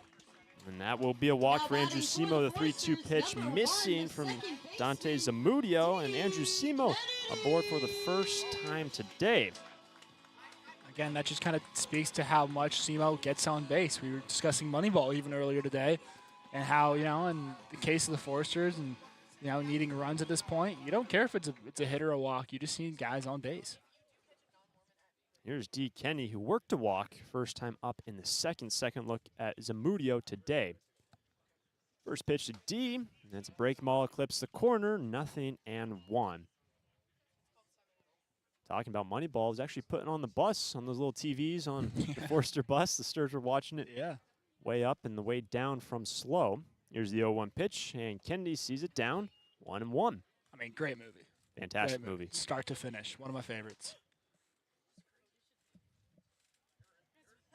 D. Kennedy on Kansas State next season.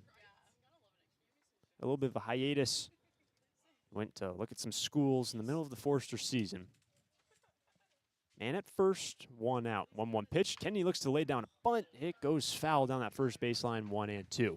Yeah, we mentioned earlier in the year how, a lot of guys from Texas and recently with the big Texas A&M Texas shift up head coaches, you see a lot of guys either switching schools or, making the bold decision to transfer or just stick around and try to win a spot on the roster and win a scholarship. 1-2 pitch, and Kennedy will strike out. 7th strikeout of the day for Dante Zamudio, and he is really settled in. Had the bases loaded in the first inning with only a single out, got out of that jam, and since then he's given up a couple singles and 2 walks, but he's been striking out a good amount of Foresters. Yeah, I mean, he is the second on the team in strikeouts, so we knew he had the capability to. However, we just were kind of unsure about how it would play in this ballpark with the Foresters. And, props to Zamudio just has continued to roll, despite a few hiccups here and there. Here's now Jonas Sebring, his 3rd look at Dante Zamudio. Jonah Day 0 for 2. on the first pitch, swinging and it gets past Pyle and to second base is Andrew Simo. So Simo now in scoring position. Go down as a pass ball, Andrew Pyle.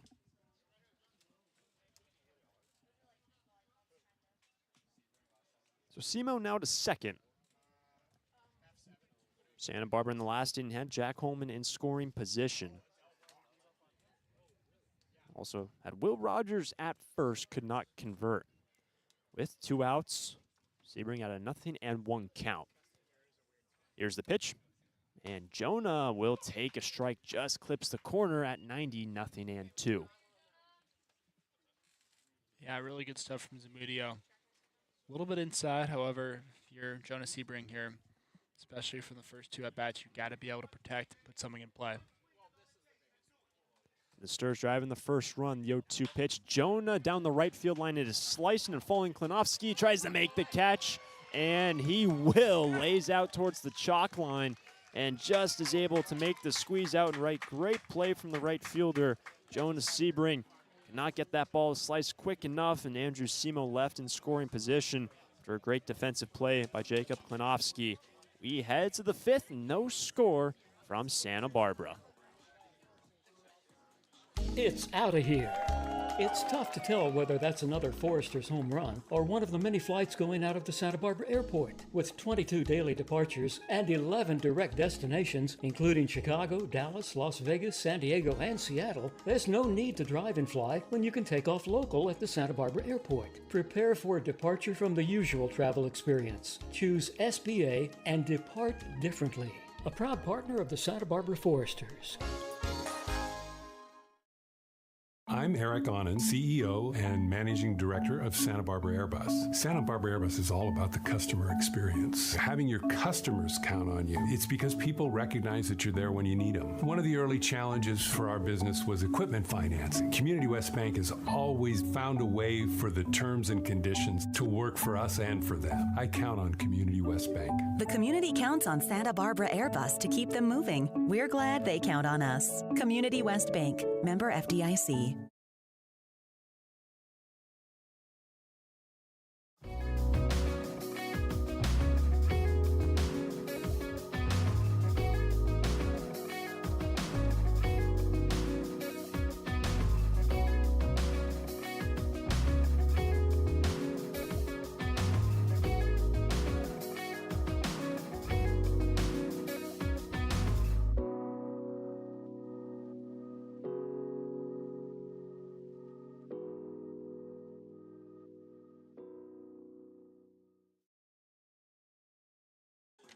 Now in the 5th inning from Santa Barbara, Eddie Matthews Field on the campus of Santa Barbara High School. This 5th inning is brought to us by our friends at Finney's Craft House. Finney's is located on Lower State Street. It's a great place for Forster fans to gather before or after the game. Finney's Craft House. Frank Camarillo remains on the bump for the 5th inning. Andrew Pyle, Efren Ortega, and Jimmy Welsher up in this inning, 6, 7, and 8 for the Barons. Yeah, it's really just been a defensive battle so far between the Barons and the Foresters. Both Zamudio and Camarillo rolling right now, both looking very comfortable on the mound to start both the 4th and 5th inning. Andrew Pyle today has worked a walk. First look at Frank Camarillo. Now leading things off in the 5th. First pitch to Andrew, and Pyle will foul it back. It was a fastball from Frank at 91. We do see arms up and tossing now down that right field line, and it looks like it's Shea Went who's now warming down the bullpen. Shea Went, Jackson Cloud, Diego Ramos, the right-handers available, and Tucker Holland, the lone lefty for the Sturs. The 0-1 pitch, and it's fouled off. Up and out of play for strike number 2. Yeah, you mentioned earlier in the broadcast how Sturs just don't really have a lot of lefties, so typically when you do get certain guys hot, we saw Ty Zarodnik pitch against the Blues the other day as the lefty of the game. And Tucker Holland's consistently one of those guys you keep warm just in case if you want a good matchup. Fastball missing high, ball 1 to the catcher. Bill Pintard in his pregame interview with pitching a little bit limited, especially on the back end right now, saying, we're going to be okay come Wichita. Here's the 1-2, and that's down 2-2. A couple guys meeting up the team out in Wichita have had to go home for various reasons or just have a short hiatus with the Foresters, and it's good to see some arms coming back, but in terms of starters, they've got enough starters that they need, the 4 that have been used this week. Here's the 2-2, and that is in there for called strike 3. The fastball from Camarillo freezes Pyle, hits 7th strikeout of the day for Frank. Yeah, great job there by Camarillo, climbing the ladder with that high fastball, freezing the batter, freezing Pyle there, and once again, Camarillo's just been on point to start this ball game. Frank entering today with 19 Ks on 16 innings pitched. He is now 7 in this ball game. Batter will be Efren Ortega, first pitch, and Ortega takes a fastball high. Might have hit the zone, but will be a ball, 1-0. Ortega has a ground up to second base, first time against Frank Camarillo. 1-0 pitch, and that slider right in there for a strike, 1-1. The fact that he's been able to use that slider and changeup combination early has been why he's been so deadly against this Barons roster. Jimmy Welsher will be next. There's the 1-1 pitch, and missing up at 80 miles an hour. 2 balls and a strike. Ortega, recent graduate from high school, sees the 2-1 pitch, and this one's on the ground right side of D. Kennedy, the second baseman. Fields off a couple hops and a good throw to the first baseman, and Efren Ortega, for the second time today, grounds out for 3. For the Barons, the DH number 2, Jimmy Second Welsher. out of the inning. No score here in the top of the 5th. Batter will now be Jimmy Welsher. Well, Welsher, he's got the lone hit of the day and his first AB. By trade, he is a pitcher. It's not recording an AB. Prior to this game, his first AB, base hit into left field. Stands in for the second time. Sees a slider away. Ball 1. I mean, it's a statistical anomaly, really, when you think about it. A guy who hasn't hit all season and having the only hit of the day for your team, I mean, it's just spectacular. And this one is up the middle, and Jimmy Welsher has the second hit of the day, and he is 2 for 2 in the bullpen. They are loving it down that left field line. I mean, if you're the Barons, maybe you think to yourself, we should have been hitting this guy earlier in the season. I mean, he could be our just general DH. 2 for 2 in a scenario where no other batters have hitters, or have hits, pardon me, and the fact that you're a pitcher who has pitched 14 innings, I believe you said, Hunter, and comes in and 2 hard-hit base hits. I mean, it's just spectacular. It's unbelievable. Now the batter will be Andy Cisneros. First pitch, and Cisneros, big old cut on the fastball. He's late on it. Strike number 1. I think that Barons bullpen down the left field line, too, they're just standing now because they want to see what happens. I mean, they're very intrigued. No score man at first, and the second pitch to Andy Cisneros, that misses high. Might have clipped the corner on the fastball, 1-1. So Cisneros out of the 9 spot. Jimmy Welsher is at first, no score here, top of 5. And this one's on the ground over to the shortstop, TJ Pompey, just touches second base for the force out. Cisneros deuces that ground ball, and Jimmy Welsher picks up the second hit of the day and his second hit of the season. Force out victim at third. Go to the bottom, the 5th. No score between the Sturs and the Barons. We will be racing. Please head over to the blue tent near the first base dugout side to get ready to. Santa Barbara Airport has 5 airlines: American, Alaska, Delta Air, Southwest, and United, with 12 direct destinations from Santa Barbara to Atlanta, Dallas, Denver, Las Vegas, Oakland, Los Angeles, Salt Lake City, Portland, San Francisco, Phoenix, Seattle, and Sacramento. With 23 daily departures from Santa Barbara, SBA's newest daily service on Delta Airlines to Atlanta and Salt Lake City can ensure that you can get anywhere in the world in just one stop. SBA is proud to join over 200 airports around the world in the Hidden Disabilities Sunflower Program. Passengers with a disability can opt into the program, and in doing so, trained staff at SBA will be there to provide additional level of customer service. You can learn more at www.flysba.com. Once again, you can learn more and book your flights today from Santa Barbara at www.flysba.com. It's out of here. It's tough to tell whether that's another Forester's home run or one of the many flights going out of the Santa Barbara Airport. With 22 daily departures and 11 direct destinations, including Chicago, Dallas, Las Vegas, San Diego, and Seattle, there's no need to drive and fly when you can take off local at the Santa Barbara Airport. Prepare for a departure from the usual travel experience. Choose SBA and depart differently. A proud partner of the Santa Barbara Foresters.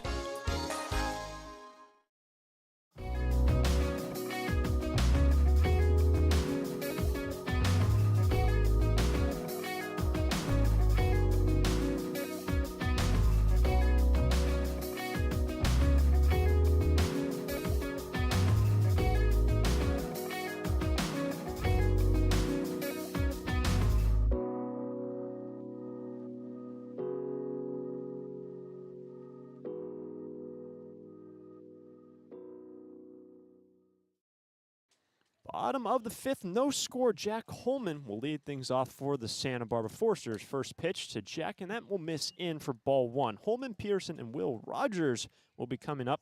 Bottom of the fifth inning, still no score. Who's going to crack this one open, put up the first runs? Zamudio remains on the hill. 1-0 pitch, and Holman into right field. Towering ball. Klinovsky looks like he has just enough room and makes the squeeze out and right. Holman just missed that one. He had 2 base hits today. Comes up short right there in right field. God, you could feel the air, the excitement is tangible when that ball came off that bat, and unfortunately just missed it. But again, depending if the wind was maybe blowing the other way, Holman might have had a shot on that one. It's going right to left, currently pole to pole.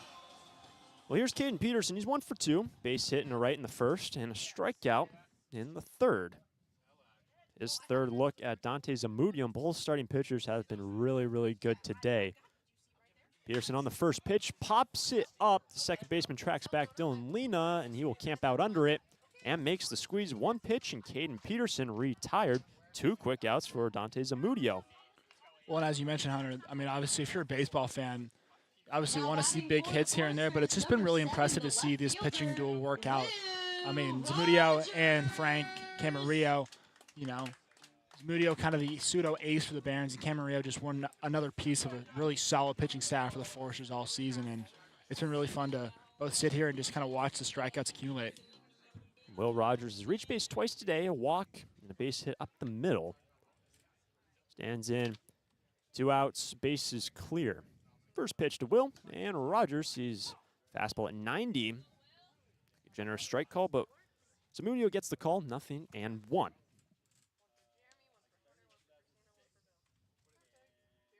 No score in the bottom of the Finneys' 5th inning. The 0-1 pitch, and Will Rogers lifts this one in right center field, and the center fielder makes the squeeze. Zach Freeman, couple great grabs from the outfielders last couple innings. Freeman lays out into the gap and makes the squeeze, and Will Rogers retired in a very quick 1-2-3 inning for the Barons defensively and pitching. Go to the 6th, no score from Santa Barbara.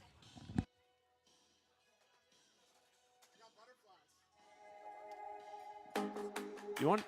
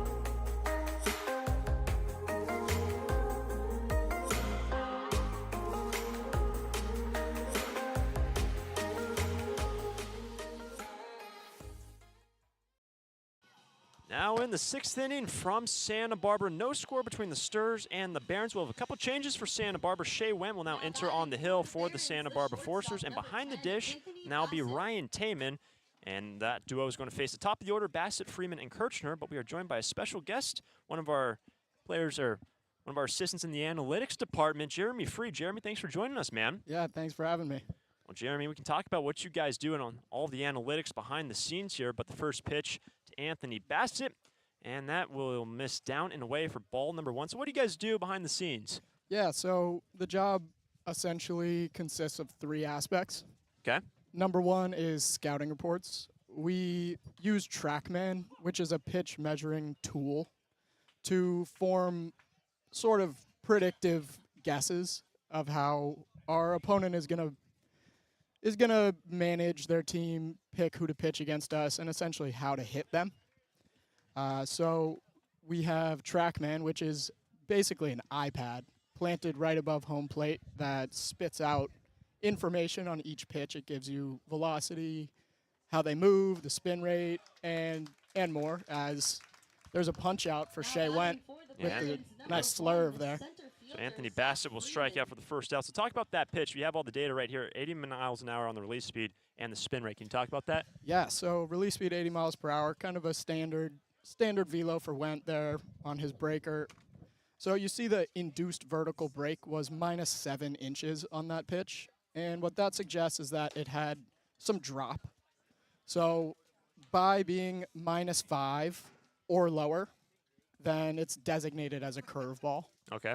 But in this case, his horizontal break on that pitch was also -14.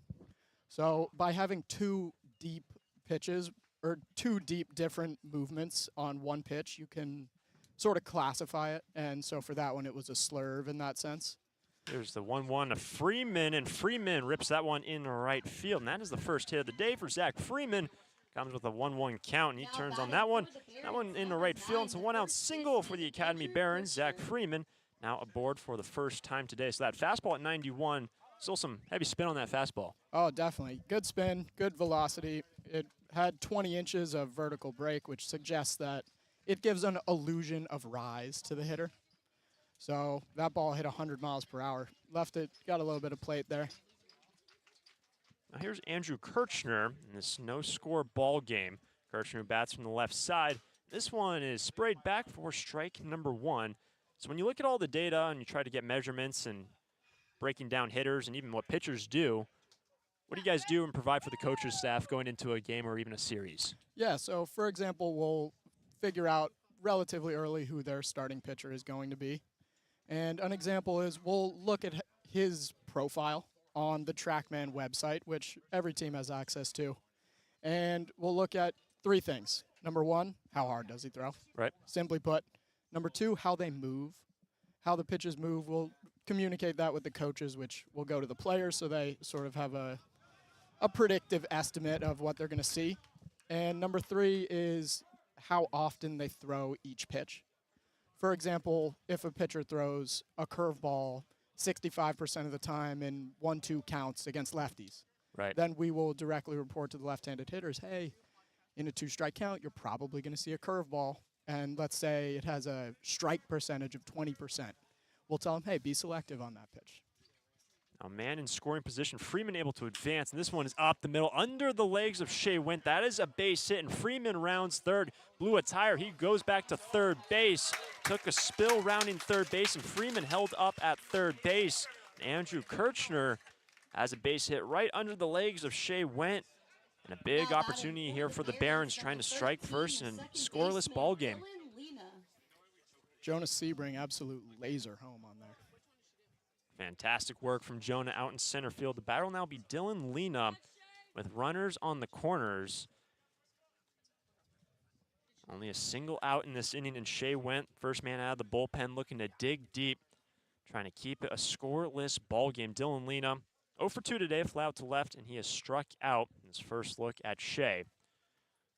First pitch to Lena, and swinging away, nothing and 1. Break down that pitch. Nasty slider right there. I guess nowadays you classify it as a sweeper, although great movement on that pitch. 15 inches broke away from the right-handed hitter. check back to first base. What would be the difference between a slider and a sweeper? Yeah, so a slider, you usually see 3 to 6 inches of horizontal break. Meanwhile, a sweeper has typically 8 to 15. Sometimes it'll even get up to 20.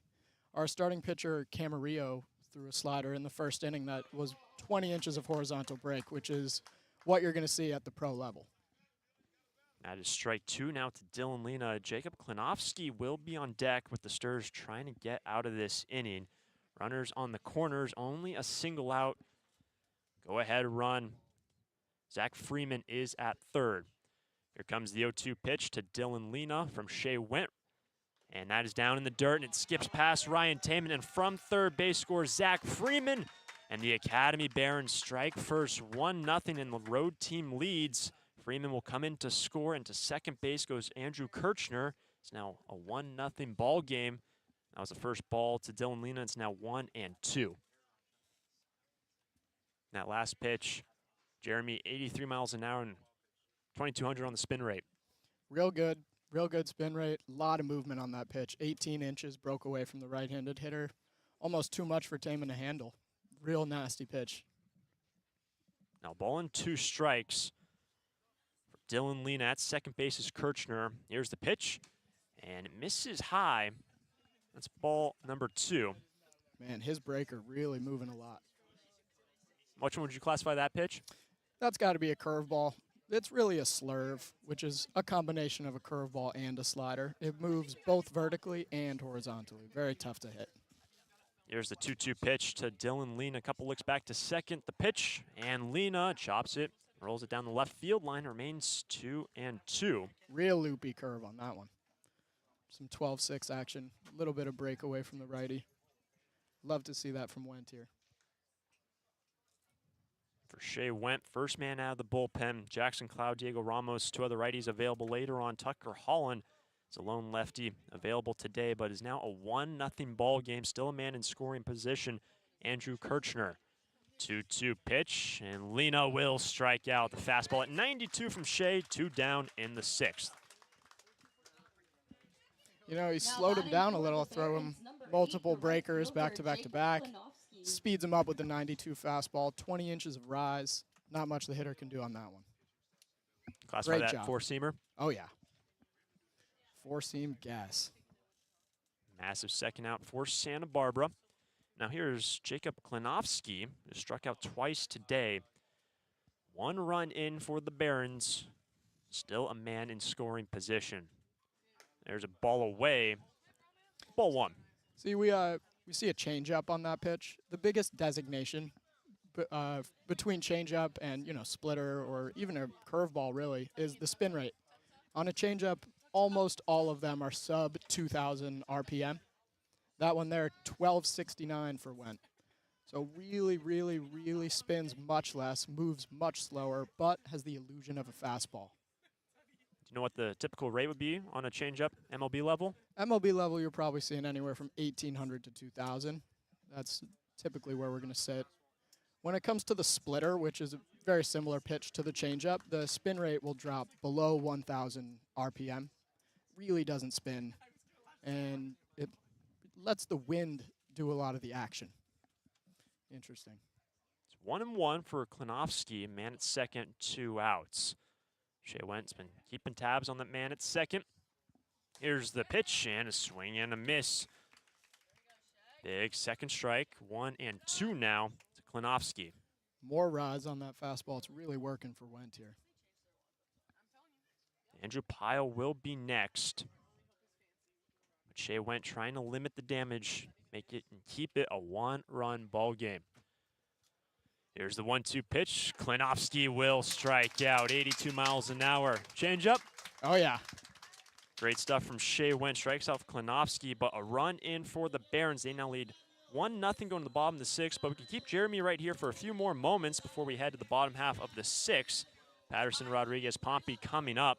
Jeremy, you, Marcos, and Jake, you guys have done a lot of stuff behind the scenes, and what would you talk about in relation to a scouting report to the MLB Academy Barons entering a game like this? Yeah, so coming in, we essentially had our minds on two aspects. Number one, for our hitters, we expected to see a lot of strikes. Early and often attack for our hitters. We noticed that their starting pitcher and even a lot of their bullpen arms tend to fill up the zone quickly and often with fastballs.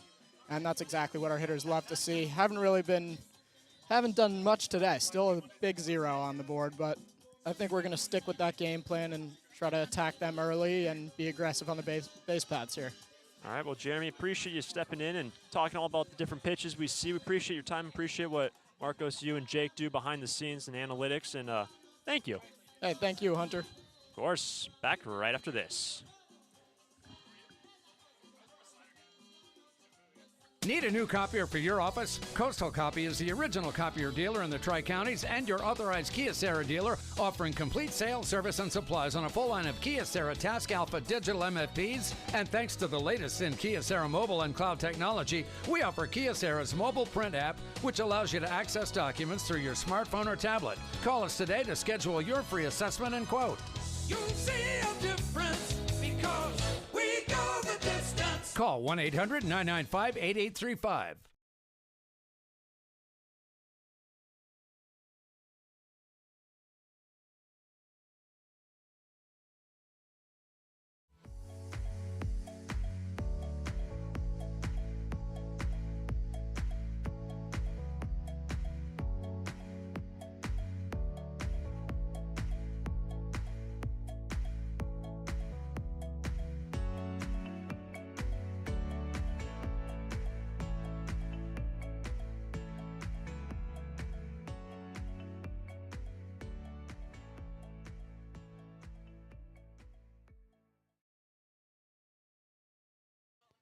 Daniel Patterson will lead things off for the Santa Barbara Foresters. They now trail by a run. Patterson, Rodriguez, Pompey coming up, and there will be a pitching change. Aaron Rosales, the right-hander, will take over for the Barons.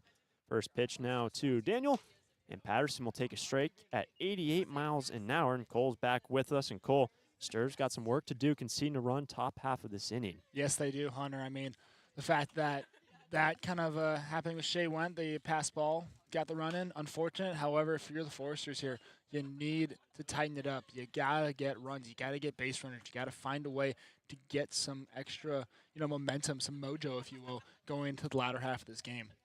Patterson, he is 0 for 2 today. Quickly falls behind against Aaron Rosales. 0-2 pitch. Patterson strikes out. Nasty breaking ball from Rosales. And Patterson retired a quick one out for the reliever Rosales. First baseman, number 33, Johnny Rosales Rodriguez. pitched in 8 games this season, 16 innings, gave up 12 hits, 6 runs, got an ERA, though, of only .56. Only 1 earned run on the season as well, 3 walks and 24 strikeouts. So in the pen, coming through, a very deadly pitcher for the MLB Academy Barons. Now here's Johnny Rodriguez. One away, base is clear. Johnny on the first pitch sees it down. That is ball number 1. And for Johnny, pair of Ks so far today. Aaron Rosales. Here's the second pitch to Johnny, the 1-0. And Rodriguez sees it away. Great take, 2-0.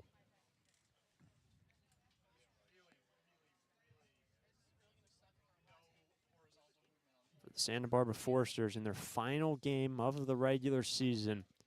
They now trail by a run. What can they do here?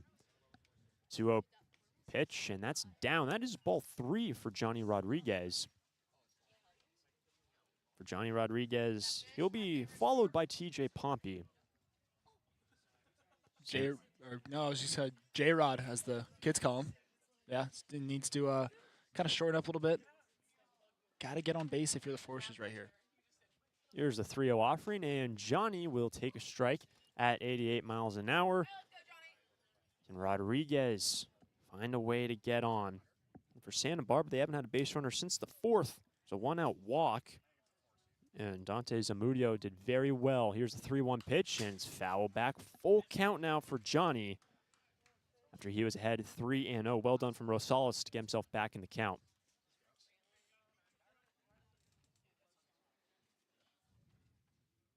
It's now 3-2. Sturs in need of base runners.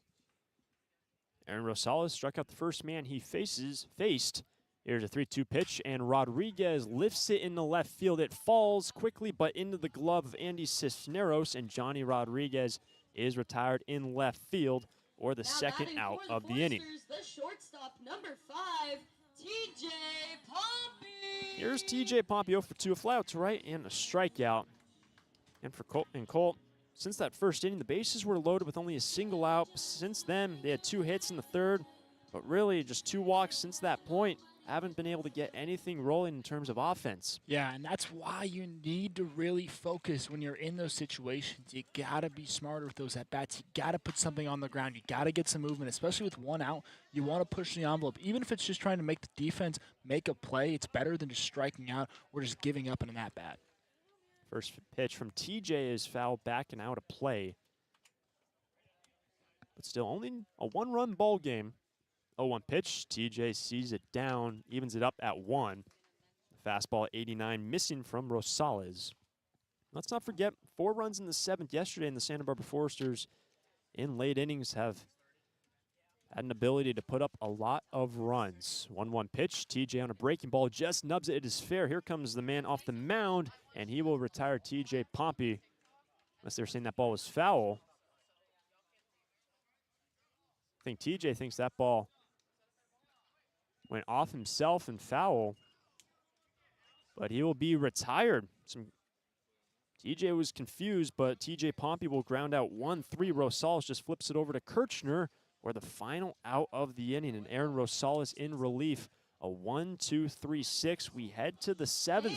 It's a 1-run game. Barons on top. Our staff will be coming around to sell tickets for our 50-50 raffle. Santa Barbara Airport has 5 airlines: American, Alaska, Delta Air, Southwest, and United, with 12 direct destinations from Santa Barbara to Atlanta, Dallas, Denver, Las Vegas, Oakland, Los Angeles, Salt Lake City, Portland, San Francisco, Phoenix, Seattle, and Sacramento. With 23 daily departures from Santa Barbara, SBA's newest daily service on Delta Airlines to Atlanta and Salt Lake City can ensure that you can get anywhere in the world in just one stop. SBA is proud to join over 200 airports around the world in the Hidden Disabilities Sunflower Program. Passengers with a disability can opt into the program, and in doing so, trained staff at SBA will be there to provide additional level of customer service. You can learn more at www.flysba.com. Once again, you can learn more and book your flights today from Santa Barbara at www.flysba.com.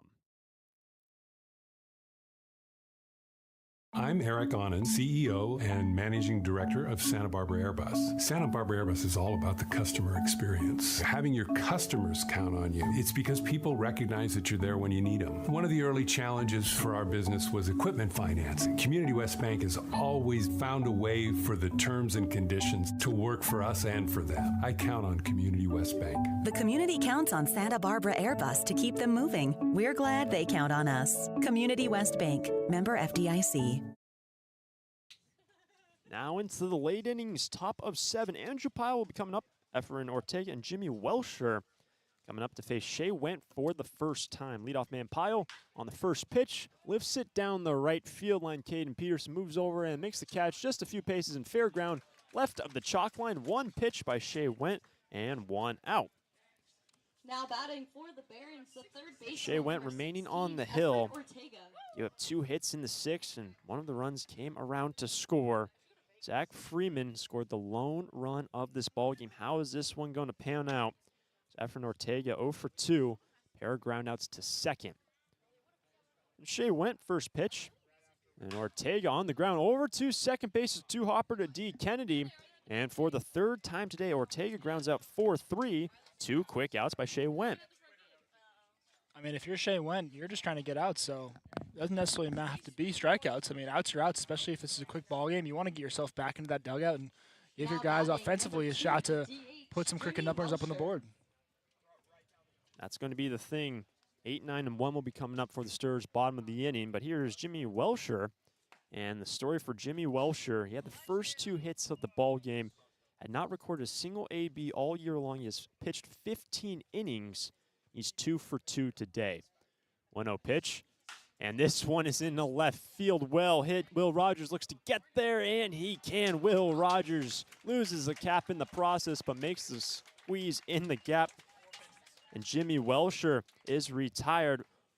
4 pitches by Shea went in that inning. That's what you call a very quick 1-2-3 stretch time from Santa Barbara. Sturs trail by a run.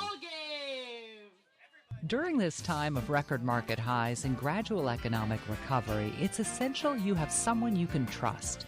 For 10 consecutive years, the Santa Barbara News Press Reader's Choice Poll has awarded Tremblay Financial Services recognition for the financial guidance they provide their clients. Tremblay Financial Advisors continually educate their clients with new options and financial planning tailored fit to you. For more information or an appointment, call 569-1982 or log on to tremblayfinancial.com.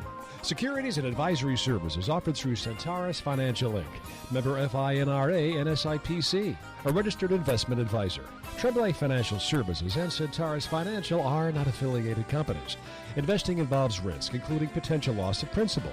No investment strategy can guarantee a profit or protect against a loss in periods of declining values. We're Tammy and Scott from Draftsman Ale Works here in Goleta, California. For me, making beer is a dream come true. Seeing the community come together in our brewery is a fantastic feeling. Community West Bank has trusted and believed in us from the very beginning. Not only have they helped us by getting to where we are today, but they're helping us lay a path for where we want to go. We count on them. The community counts on Draftsman Ale Works to bring people together. We're glad they count on us. Community West Bank, member FDIC.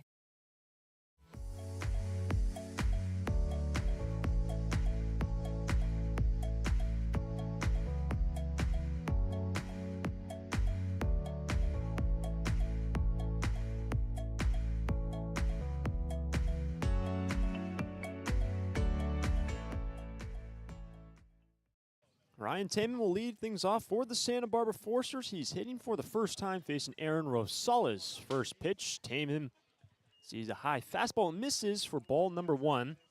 Taman entered defensively for the catcher Andrew Simo in the 8th spot. Taman hits for the first time today. Here's the 1-0 pitch from Rosales, and that is in. Nearly hits the left side, but that's ball 2. It's Taman, Kennedy, and Jonah Sebring up in this inning with the Santa Barbara Foresters trailing by a run. Eating base runners. 2-0 pitch.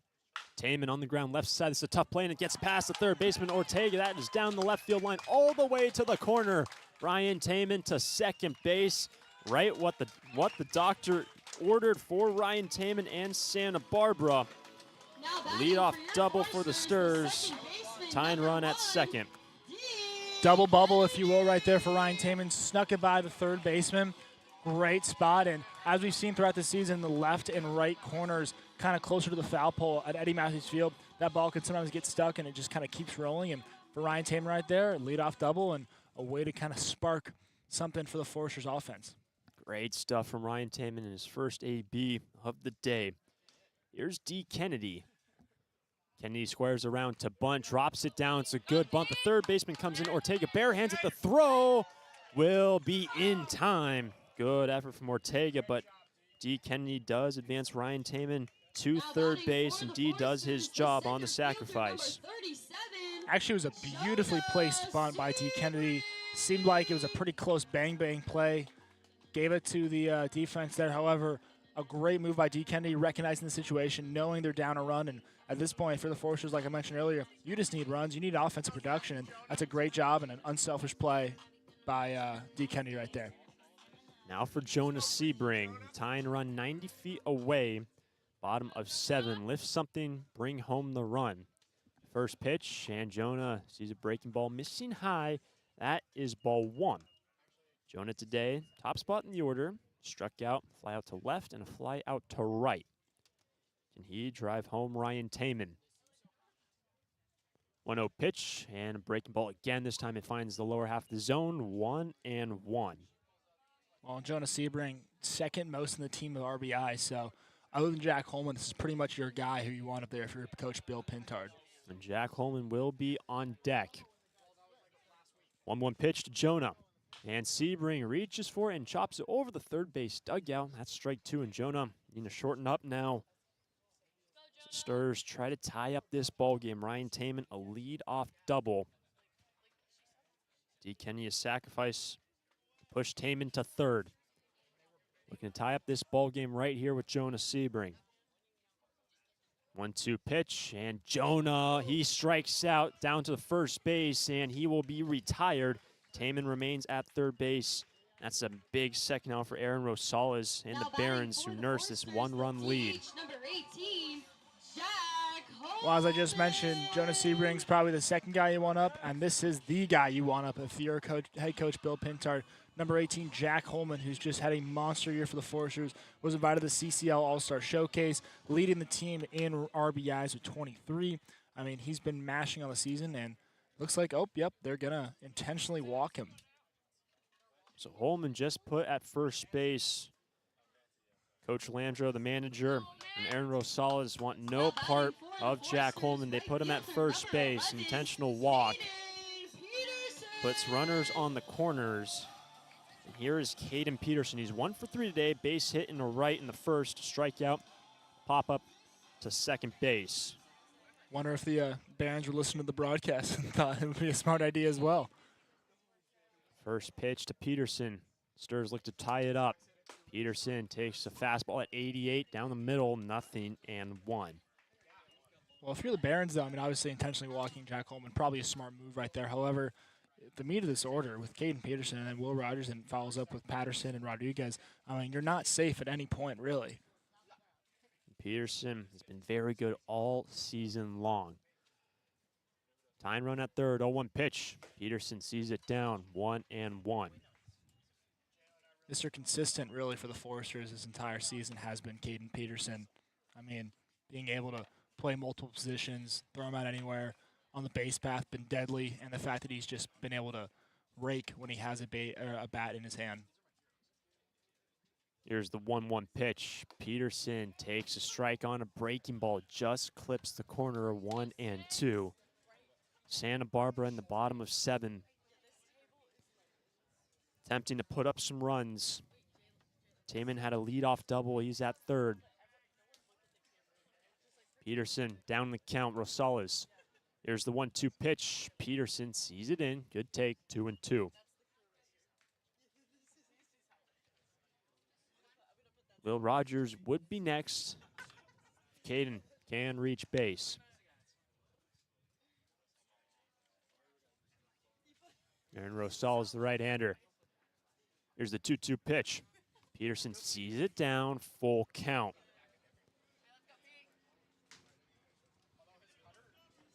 Big pitch for Rosales. Second base open. Holman is at first. Ryan Taman, the tying run, is at third. Caden Peterson at a 3-2 count. The biggest pitches of the ballgame right here. Payoff pitch. Peterson taps it foul. Went off his foot. We will do it again. Great at bat so far from Caden Peterson. Hailing from the University of Pacific, WCC prospect. And right here, he's got to come up big if the Foresters want any shot at winning this ball game. Saw Holman take off. He was intentionally walked, but with 2 outs, 3-2 pitch. Peterson strikes out. Aaron Rosales comes up big, gives up a lead-off double. Then the next 3, I should say he records 3 outs, and Peterson down on strikes. Sturs cannot capitalize on the leadoff double. We head to the 8th. Barons lead by a run. Thanks for listening. But how would you like to read about your favorite team? Hi, this is Jim Buckley, and I'm proud to announce the publication of our first book about the Foresters, Stir It Up, the story of America's most successful summer baseball team, is out now. 100% of the profits from this new book will benefit the Hugs for Cubs. You can buy one at the ballpark or online. Visit sbforesters.org for a direct link, or look us up on bookbaby.com. You can also pick up a copy locally at the Mesa Bookstore or Chaucer's or the Tecolote Bookshop. Stir It Up includes a complete history of the team from the founding by Bob Townsend in 1991 through all 10 national championships under Bill Pintard. You'll hear again from great Foresters players, read about the Hugs for Cubs, check out our all-time records, and much more. Help the Hugs and read Stir It Up. More info at sbforesters.org. During this time of record market highs and gradual economic recovery, it's essential you have someone you can trust. For 10 consecutive years, the Santa Barbara News Press Reader's Choice Poll has awarded Tremblay Financial Services recognition for the financial guidance they provide their clients. Tremblay Financial Advisors continually educate their clients with new options and financial planning tailored fit to you. For more information or an appointment, call 569-1982 or log on to tremblayfinancial.com. Securities and advisory services offered through Centaurus Financial Inc., member FINRA and SIPC, a registered investment advisor. Tremblay Financial Services and Centaurus Financial are not affiliated companies. Investing involves risk, including potential loss of principal. No investment strategy can guarantee a profit or protect against a loss in periods of declining values.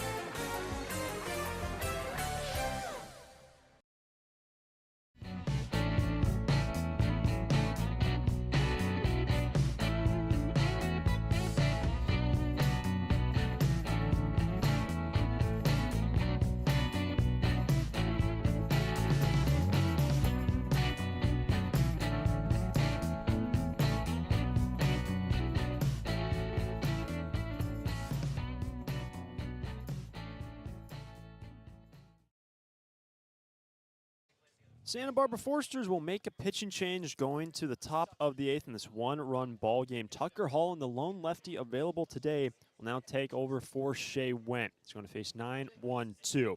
First pitch to Cisneros. It is a called strike at 86 miles an hour, 0-1. Yeah, Tucker Holland, 8 innings on the year so far for the Foresters, repping a 9.0 ERA, pitched in 5 separate appearances, and has not gotten too many pitches and kind of be a specialty guy for the Foresters throughout the season as one of their own lone lefties between him and Ty Zarodnik. Moving quick, here's the 1-1 pitch. Cisneros down the left field line. Shallow Will Rogers moves in, and Will is able to make the catch out and left to retire Cisneros one away in the 8th. Now batting for the Barons. By retiring that leadoff man out in the 9th spot, brings up Anthony Bassett. 0 for 3 today. The name of the game for Santa Barbara, Tucker Holland right now, put up a 0. Give your offense a chance. We have yet to see it really in this ball game, Cole, where the offense comes together and strings together a couple base runners. First pitch missing high, ball 1. Yeah, I mean, it's frustrating up in the air with the booth watching, and I can imagine it's even more frustrating in the dugout, having multiple instances where the Foresters have had guys in big scoring opportunities and scoring position and just cannot come through with a big hit. Last pitch, tapped foul by Bassett down the third baseline. It's 1-1. Damon had the leadoff double in the 7th. Could not bring him home. Santa Barbara, bottom half of this inning, Will Rogers, Patterson, and Johnny Rodriguez will be scheduled. But first things first, with only single out, here's the 1-1 pitch to Anthony Bassett. And Bassett takes a slider for a strike, 1-2.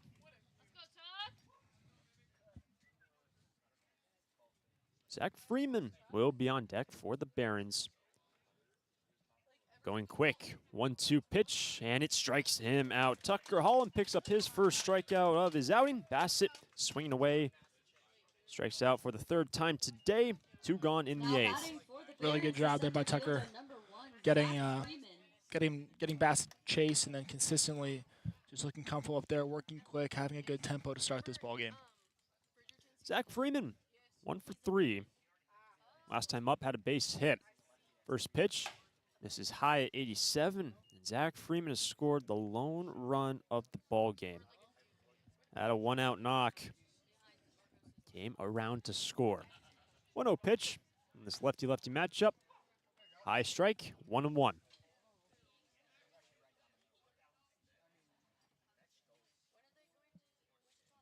One and one to Freeman. Delivery from Tucker Holland, and it drops in very nicely. Great stuff from Tucker. He's now ahead. Ball and 2 strikes. Yeah, nasty off speed right there from Tucker Hall. Great movement top to bottom. Let's see if he can finish up right here with the strike. 1-2 pitch, check swing. No swing. Yes, an appeal down to the third base umpire. Freeman did go around, so Zach Freeman will strike out, and Tucker Holland has a very quick 1-2-3 inning. We go to the bottom of the 8th. Will Rogers, Daniel Patterson, Johnny Rodriguez next. Sturs, trail by a run. It's out of here. It's tough to tell whether that's another Foresters home run or one of the many flights going out of the Santa Barbara Airport. With 22 daily departures and 11 direct destinations, including Chicago, Dallas, Las Vegas, San Diego, and Seattle, there's no need to drive and fly when you can take off local at the Santa Barbara Airport. Prepare for a departure from the usual travel experience. Choose SBA and depart differently. A proud partner of the Santa Barbara Foresters. When it comes to your office equipment needs, call Coastal Copy. We're the largest independent office equipment dealership in the Tri-Counties, and as your locally owned authorized Savin dealer, Coastal Copy offers complete sales, service, and supplies on a full line of Savin digital copiers and MFPs, Savin color printers, digital duplicators, Savin wide format systems, digital presses, document management solutions, and more. That's Coastal Copy. You'll see a difference because we go the distance. Call 1-800-995-8835. I'm Eric Onen, CEO and Managing Director of Santa Barbara Airbus. Santa Barbara Airbus is all about the customer experience. Having your customers count on you. It's because people recognize that you're there when you need them. One of the early challenges for our business was equipment financing. Community West Bank has always found a way for the terms and conditions to work for us and for them. I count on Community West Bank. The community counts on Santa Barbara Airbus to keep them moving. We're glad they count on us. Community West Bank, member FDIC.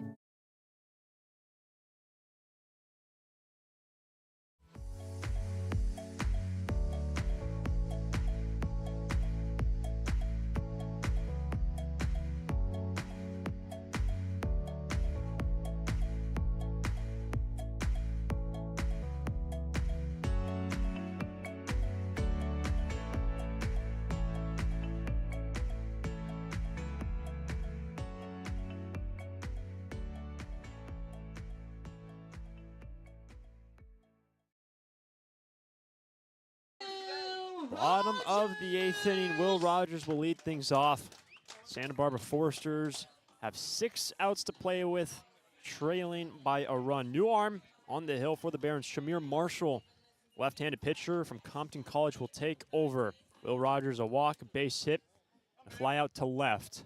Santa Barbara need base runners, trying to tie up this game. First pitch missing away, 89, ball 1. Yeah, Marshall's had 9 innings pitched this season so far. Has a 9 ERA, however, does have 16 strikeouts, so he's kind of a crafty lefty, kind of a herky-jerky motion. It's going to be difficult for the Foresters to kind of catch up. Second pitch fouled off by Will over the first base dugout, 1-1. Final game of the regular season for the Santa Barbara Foresters. Attempt to end their regular season slate on a positive. Their leadoff man Rogers, can he reach base? 1-1 pitch, Will gets jammed in, lays off of it, it's ball 2. And we've seen Will Rogers throughout this season coming clutch. Mr. Clutch, honestly, is what he's been nicknamed for the Foresters. But right here, he just needs to get something going. You know, there's been multiple innings where the Foresters just seem like they can get something early, but just can't capitalize in big situations. 2-1 pitch, Rogers rifles it right in front of the first base dugout where his teammates are. 2-2.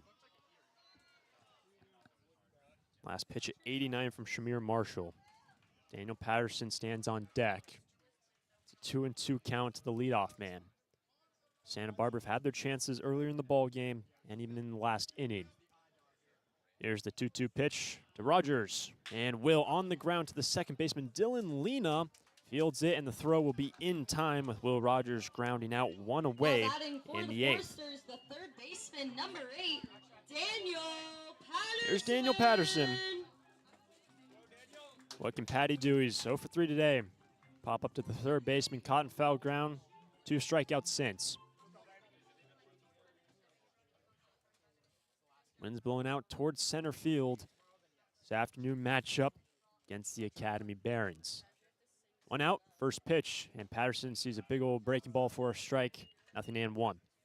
Yeah, and big thing with Patterson is that even if he puts it on the ground, he's got the speed to leg it out. So at this point, you're just looking for any way you can formulate a hit. 0-1 pitch. Patterson sees a fastball down the dirt. Evens up the count at 1.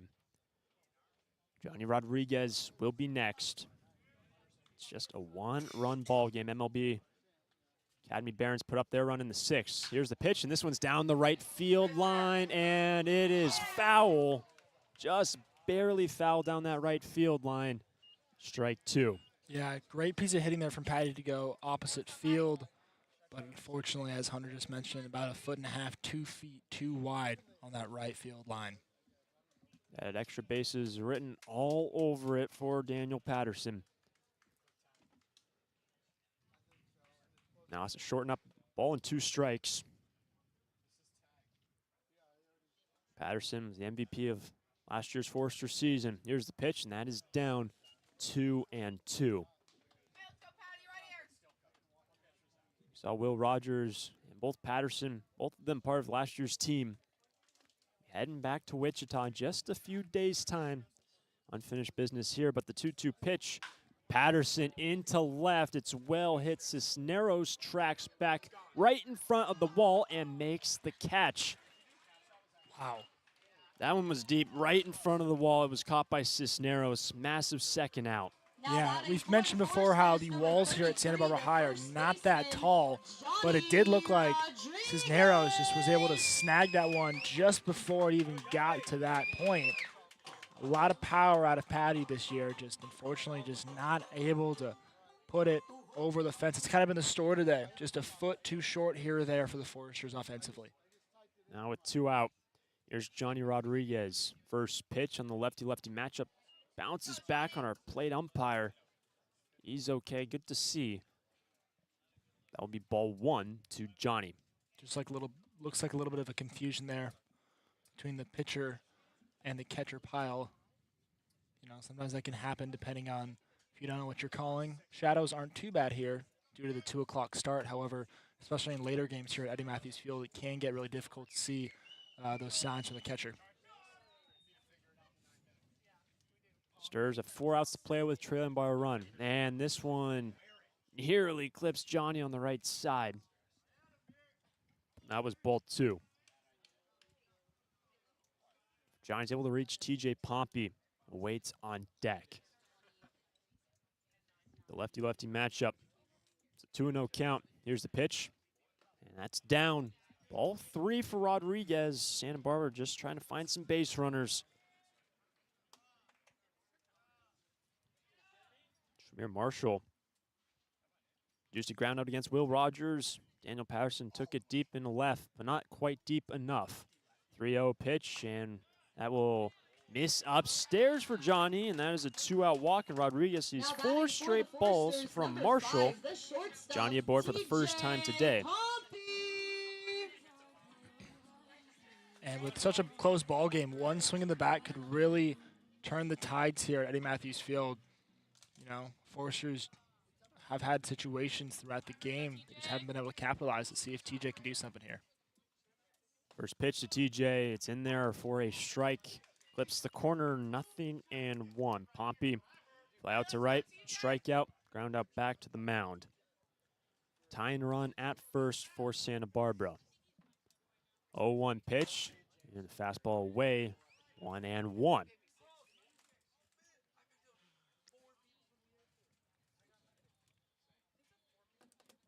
In the 9th inning, 3-4-5 will be up for the Barons, who currently lead by a run. Here's the pitch, and TJ, big ol' cut. That's strike 2, 1-2 now the count for TJ Pompey. I've been saying it throughout this season, you just got to shorten up and put something into play if you're TJ Pompey right here. Shamir Marshall comes set, the 1-2 pitch, and TJ Pompey will strike out. Johnny Rodriguez worked a 1-out walk. TJ Pompey retired, 3rd out of the inning. We head to the 9th from Santa Barbara. Barons hold on to a 1-run lead over the Stirs. We're going to be announcing the It's out of here. It's tough to tell whether that's another Forester's home run or one of the many flights going out of the Santa Barbara Airport. With 22 daily departures and 11 direct destinations, including Chicago, Dallas, Las Vegas, San Diego, and Seattle, there's no need to drive and fly when you can take off local at the Santa Barbara Airport. Prepare for a departure from the usual travel experience. Choose SBA and depart differently. A proud partner of the Santa Barbara Foresters. When it comes to your office equipment needs, call Coastal Copy. We're the largest independent office equipment dealership in the Tri-Counties, and as your locally owned authorized Savin dealer, Coastal Copy offers complete sales, service, and supplies on a full line of Savin digital copiers and MFPs, Savin color printers, digital duplicators, Savin wide format systems, digital presses, document management solutions, and more. That's Coastal Copy. You'll see a difference because we go the distance. Call 1-800-995-8835. I'm Eric Onen, CEO and Managing Director of Santa Barbara Airbus. Santa Barbara Airbus is all about the customer experience. Having your customers count on you. It's because people recognize that you're there when you need them. One of the early challenges for our business was equipment financing. Community West Bank has always found a way for the terms and conditions to work for us and for them. I count on Community West Bank. The community counts on Santa Barbara Airbus to keep them moving. We're glad they count on us. Community West Bank, member FDIC. Top of 9, tied ball game. Kirchner, Lena Klinovsky will be due up for the Barons, 3-4-5. Tucker Holland, after a 1-2-3-8, remains on the hill for the Sturs. Kirchner today, he is 1 for 3, had a hit in the 6th. Lefty-lefty matchup to kick off. First pitch down the first base line and foul. Strike number 1. Yeah, and if you're the Foresters here, you're just trying to have a really quick inning, get yourself back in the dugout, and get the boys fired up to try to take this win right here. Andrew Kirchner plays for Golden West CC. 0-1 pitch, and that one is in there from Tucker Holland. Great stuff from him. He's quickly ahead 0-2 against the leadoff man Kirchner. 0-2 pitch. And Kirchner reaches for it. He strikes out. 3 pitches from Tucker Holland. He Ks Kirchner 1 away in the 9th. Great stuff so far by Tucker Holland, really utilizing those off-speed pitches, making the hitters guess exactly what you need to do in this type of situation.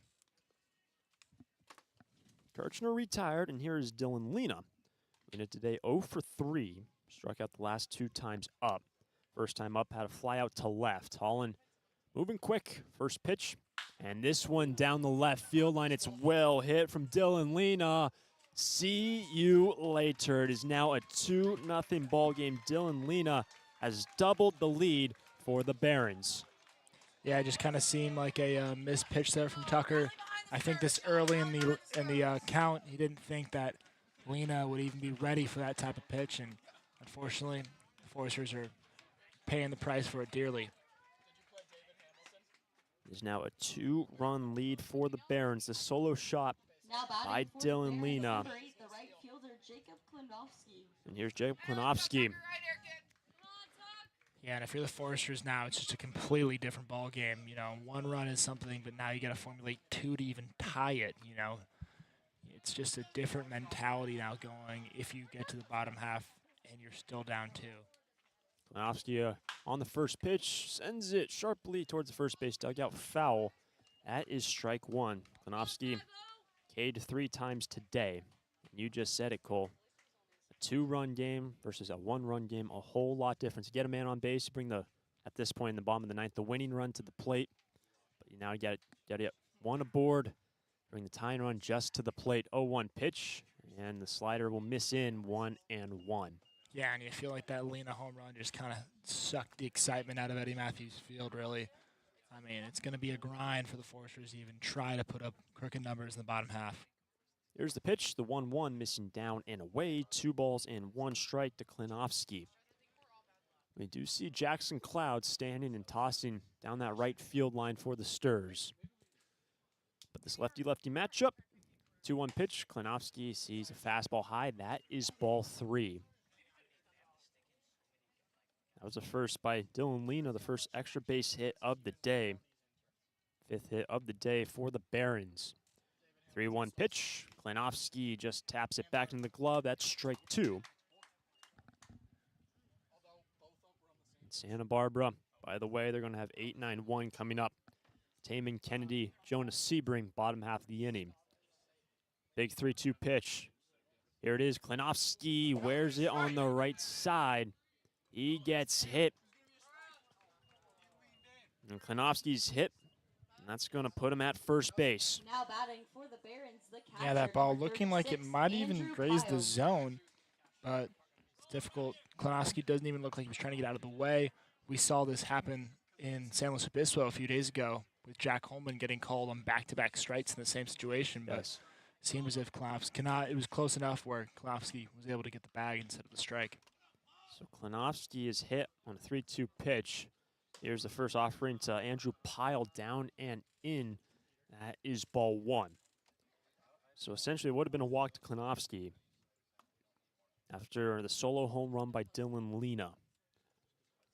1-0 pitch, and Pyle sees that down and in. Ball 2. Well, if you're the Foresters, you just got to protect at this point. You just don't want the wheels to fall off this wagon. There is one out on the scoreboard. The man at first base, 2-0 pitch, and this one is right back to the man on the hill, and they double him back up at first base. Pyle right back to Tucker Holland, and they double up Klinowski at first to turn 2. Big old double play for Santa Barbara, and they have life going to the bottom of the 9th. Taman, Kennedy, Sebring, Sturs, trailing by 2. Santa Barbara Airport has 5 airlines: American, Alaska, Delta Air, Southwest, and United, with 12 direct destinations from Santa Barbara to Atlanta, Dallas, Denver, Las Vegas, Oakland, Los Angeles, Salt Lake City, Portland, San Francisco, Phoenix, Seattle, and Sacramento. With 23 daily departures from Santa Barbara, SBA's newest daily service on Delta Airlines to Atlanta and Salt Lake City can ensure that you can get anywhere in the world in just one stop. SBA is proud to join over 200 airports around the world in the Hidden Disabilities Sunflower Program. Passengers with a disability can opt into the program, and in doing so, trained staff at SBA will be there to provide additional level of customer service. You can learn more at www.flysba.com. Once again, you can learn more and book your flights today from Santa Barbara at www.flysba.com. I'm Eric Onen, CEO and Managing Director of Santa Barbara Airbus. Santa Barbara Airbus is all about the customer experience. Having your customers count on you. It's because people recognize that you're there when you need them. One of the early challenges for our business was equipment financing. Community West Bank has always found a way for the terms and conditions to work for us and for them. I count on Community West Bank. The community counts on Santa Barbara Airbus to keep them moving. We're glad they count on us. Community West Bank, member FDIC. Bottom of the 9th inning, and the Santa Barbara Foresters will have Ryan Taman, D. Kennedy, and Jonas Sebring. They trail by 2 runs. Dylan Lena made this bottom half of the 9th inning a whole lot more interesting with the solo home run, but Shamir Marshall, left-handed pitcher, remains on the hill. Leadoff man will be Ryan Taman. First pitch. And Ryan, that is a fair ball down the first baseline. Kirchner fields it himself, the first baseman. 1 pitch, and Ryan Taman, he will ground out for a massive first out for the Academy Barons. Yeah, you feel like in this type of situation, seeing more pitches is probably going to help you out a little more. Difficult first pitch from Taman, kind of a half-hearted swing, and now down to 2 outs instead of 3. Can D reach base? He has once today. He had a sacrifice bunt last time up. That was big to try to, which advanced Ryan Taman into scoring position. First pitch now to Kennedy. It's a strike from Shamir Marshall. 0-1. Check that. Actually able to advance Taman to third base in the 7th inning when Taman had a leadoff double. The 0-1 pitch, and Kennedy quickly down 0-2, and he will have to shorten up. The Sturs just trying to get on base, but now a tough spot for D. 2 outs to play with, their final game of the regular season before they're off to Wichita. Here comes the 0-2 pitch. And Kenny sees it well away. Ball and 2 strikes. Yeah, you got the feeling, though, when Tucker Holland had that double up where he was able to catch the line drive and throw back to first, it would kind of fire up the team a little bit. But, you know, they're looking a little sluggish in this bottom half this ninth. And at this point, you need runs. You need to get a win. 1-2 pitch. Called strike 3. Clips the corner. D does not agree with it. 2 down in the ninth, and the Sturs down to their final out here at Santa Barbara High School. Now batting for the Well, for Jonah Sebring, he will stand in for the 5th time. But at the top of the order for the first time all season long, trying to reach for the first time. His team trails by 2. Well, if you're the Foresters today, you kind of wanted it to be a swan song of a game for the rest of the season. You've had a great season so far, but at this point, you need to win. Shamir Marshall, first pitch to Jonah. That is down. Ball number 1. Santa Barbara down by 2. 2 outs in the bottom of the ninth. Jonah's able to reach. Holman would be next. 1-0 pitch. Jonah takes a strike. 1-1. Well, and this MLB Academy dugout's ready to explode by the fact that they know they've kind of been short-staffed today, but they've found a way to get up and, you know, compete in big situations. 1-1 pitch. Misses low. That is ball 2 for Jonah Sebring. The wind's blown out towards left center field. Shamir Marshall retired the first 2 here in the bottom of the ninth. 2-1 pitch. Jonah, swing and a miss, and Santa Barbara down to their final strike of the regular season. Can Sebring dig deep and reach base? They need base runners. Can Santa Barbara bring the tying run to the plate? 2 outs, 2-2 pitch. Sebring sees it down, full count. Well, if you're Sebring here, it's a really difficult situation because you don't want to get caught looking at a strike. However, you need base runners, so you got to be picky, but you also got to protect. Holman on deck. Count full, 2 outs. Payoff pitch, Sebring sees ball 4. Jonah Sebring aboard. A clutch 2-out walk to bring the tying run to the plate in the form of Jack Holman. And as we know, one swing of the bat can change this game, and one swing of the bat by Jack Holman can really turn the tides of this Forester season and the momentum heading into Wichita.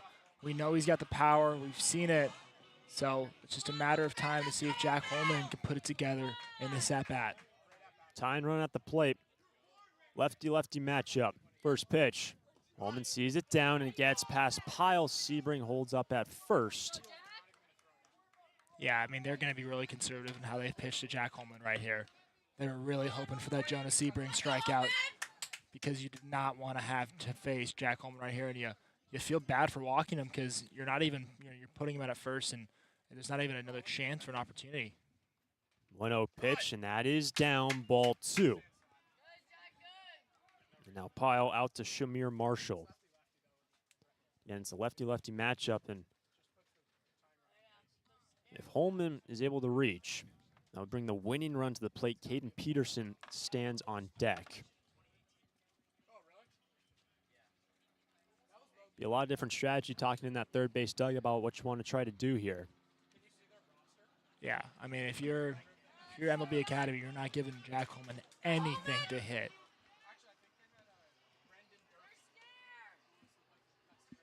Here comes one of the coaches out of the third base dugout. If I believe it or not, I think he was tossed initially. He was talking from the dugout and then was tossed and came out to let our home plate umpire hear it. So now an ejection here in the 9th inning. Wow.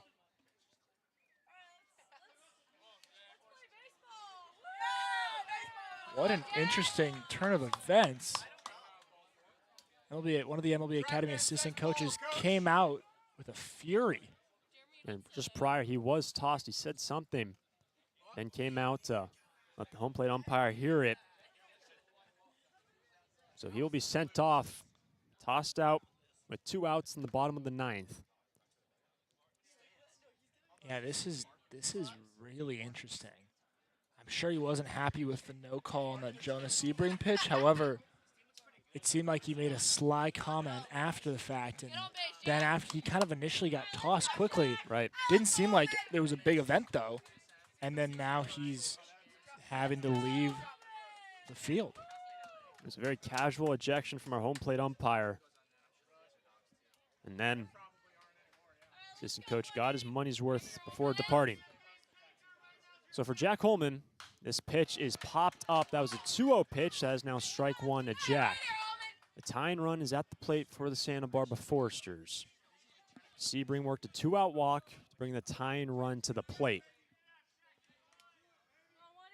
It's 2-1. Shamir Marshall, the pitch, and Holman takes a strike, just clips the corner, and the Sturs, for the second time this inning, down to their final strike.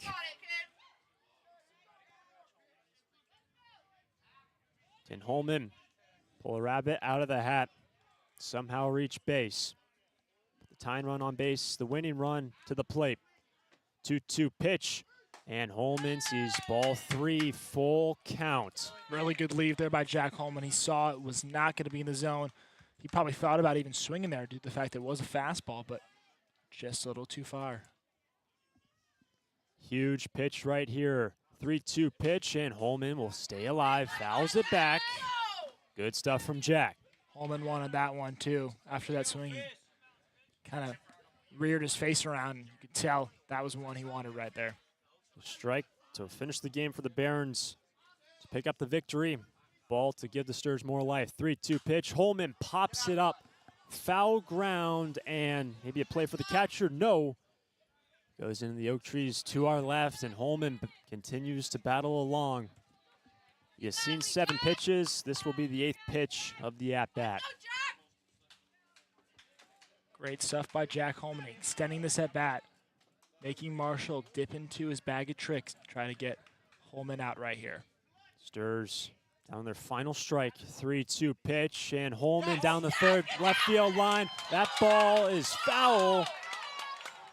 Foul down the left field line. Holman would have gone to second base, but just barely foul for Jack Holman. And he will have to come back to the plate and do it all over again. That's about as close as you're going to get from fair to foul. It's really difficult for us to tell here in the booth due to the shadows in the left field. However, it looked like it about 6 inches foul to the left, which is actually a lot when you think about it. But in reality, just not able to sneak it fair. Tying run at the plate. This will be the 9th pitch of the AB for Jack. Peterson is on deck. Another 3-2 pitch. Holman lifts it into left. Andy Cisneros slides on over, makes the squeeze, and there is the ball game. I think there was a balk initially called. Our umpire's calling time.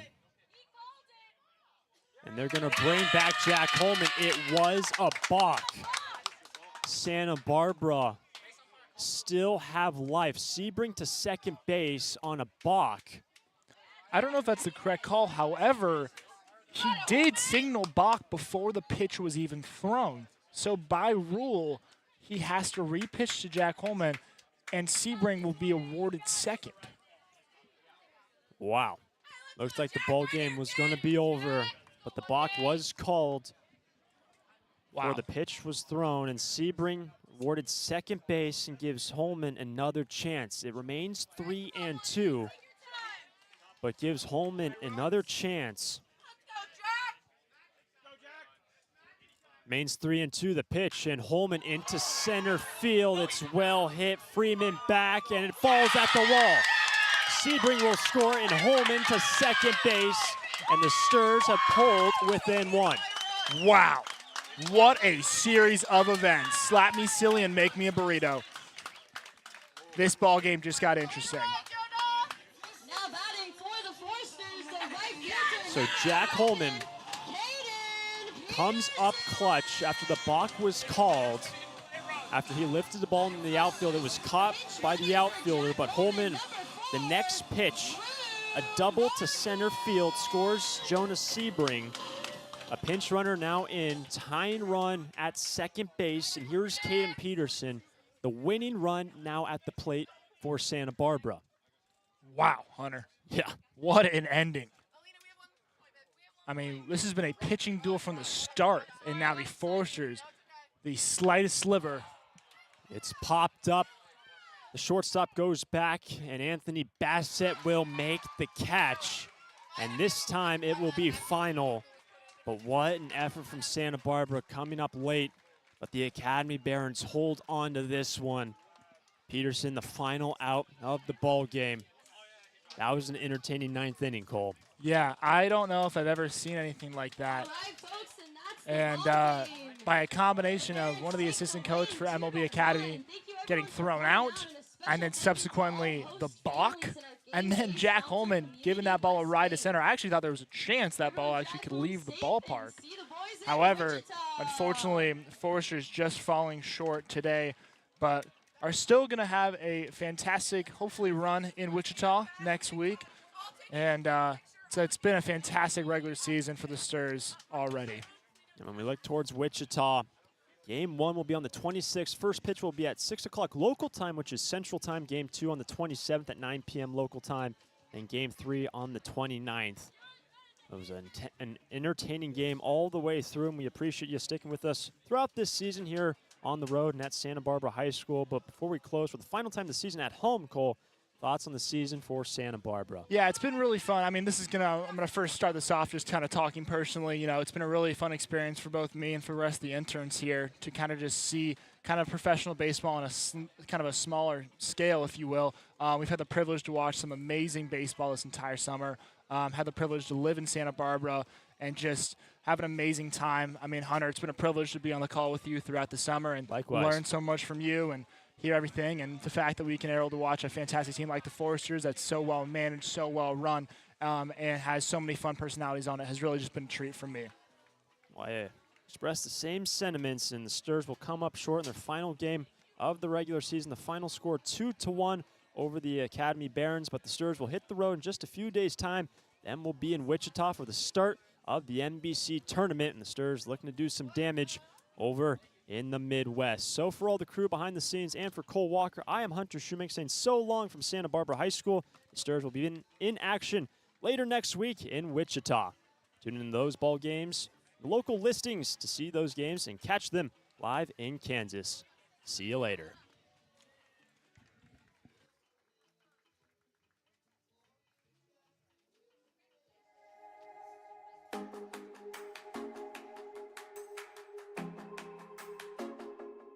Thank you.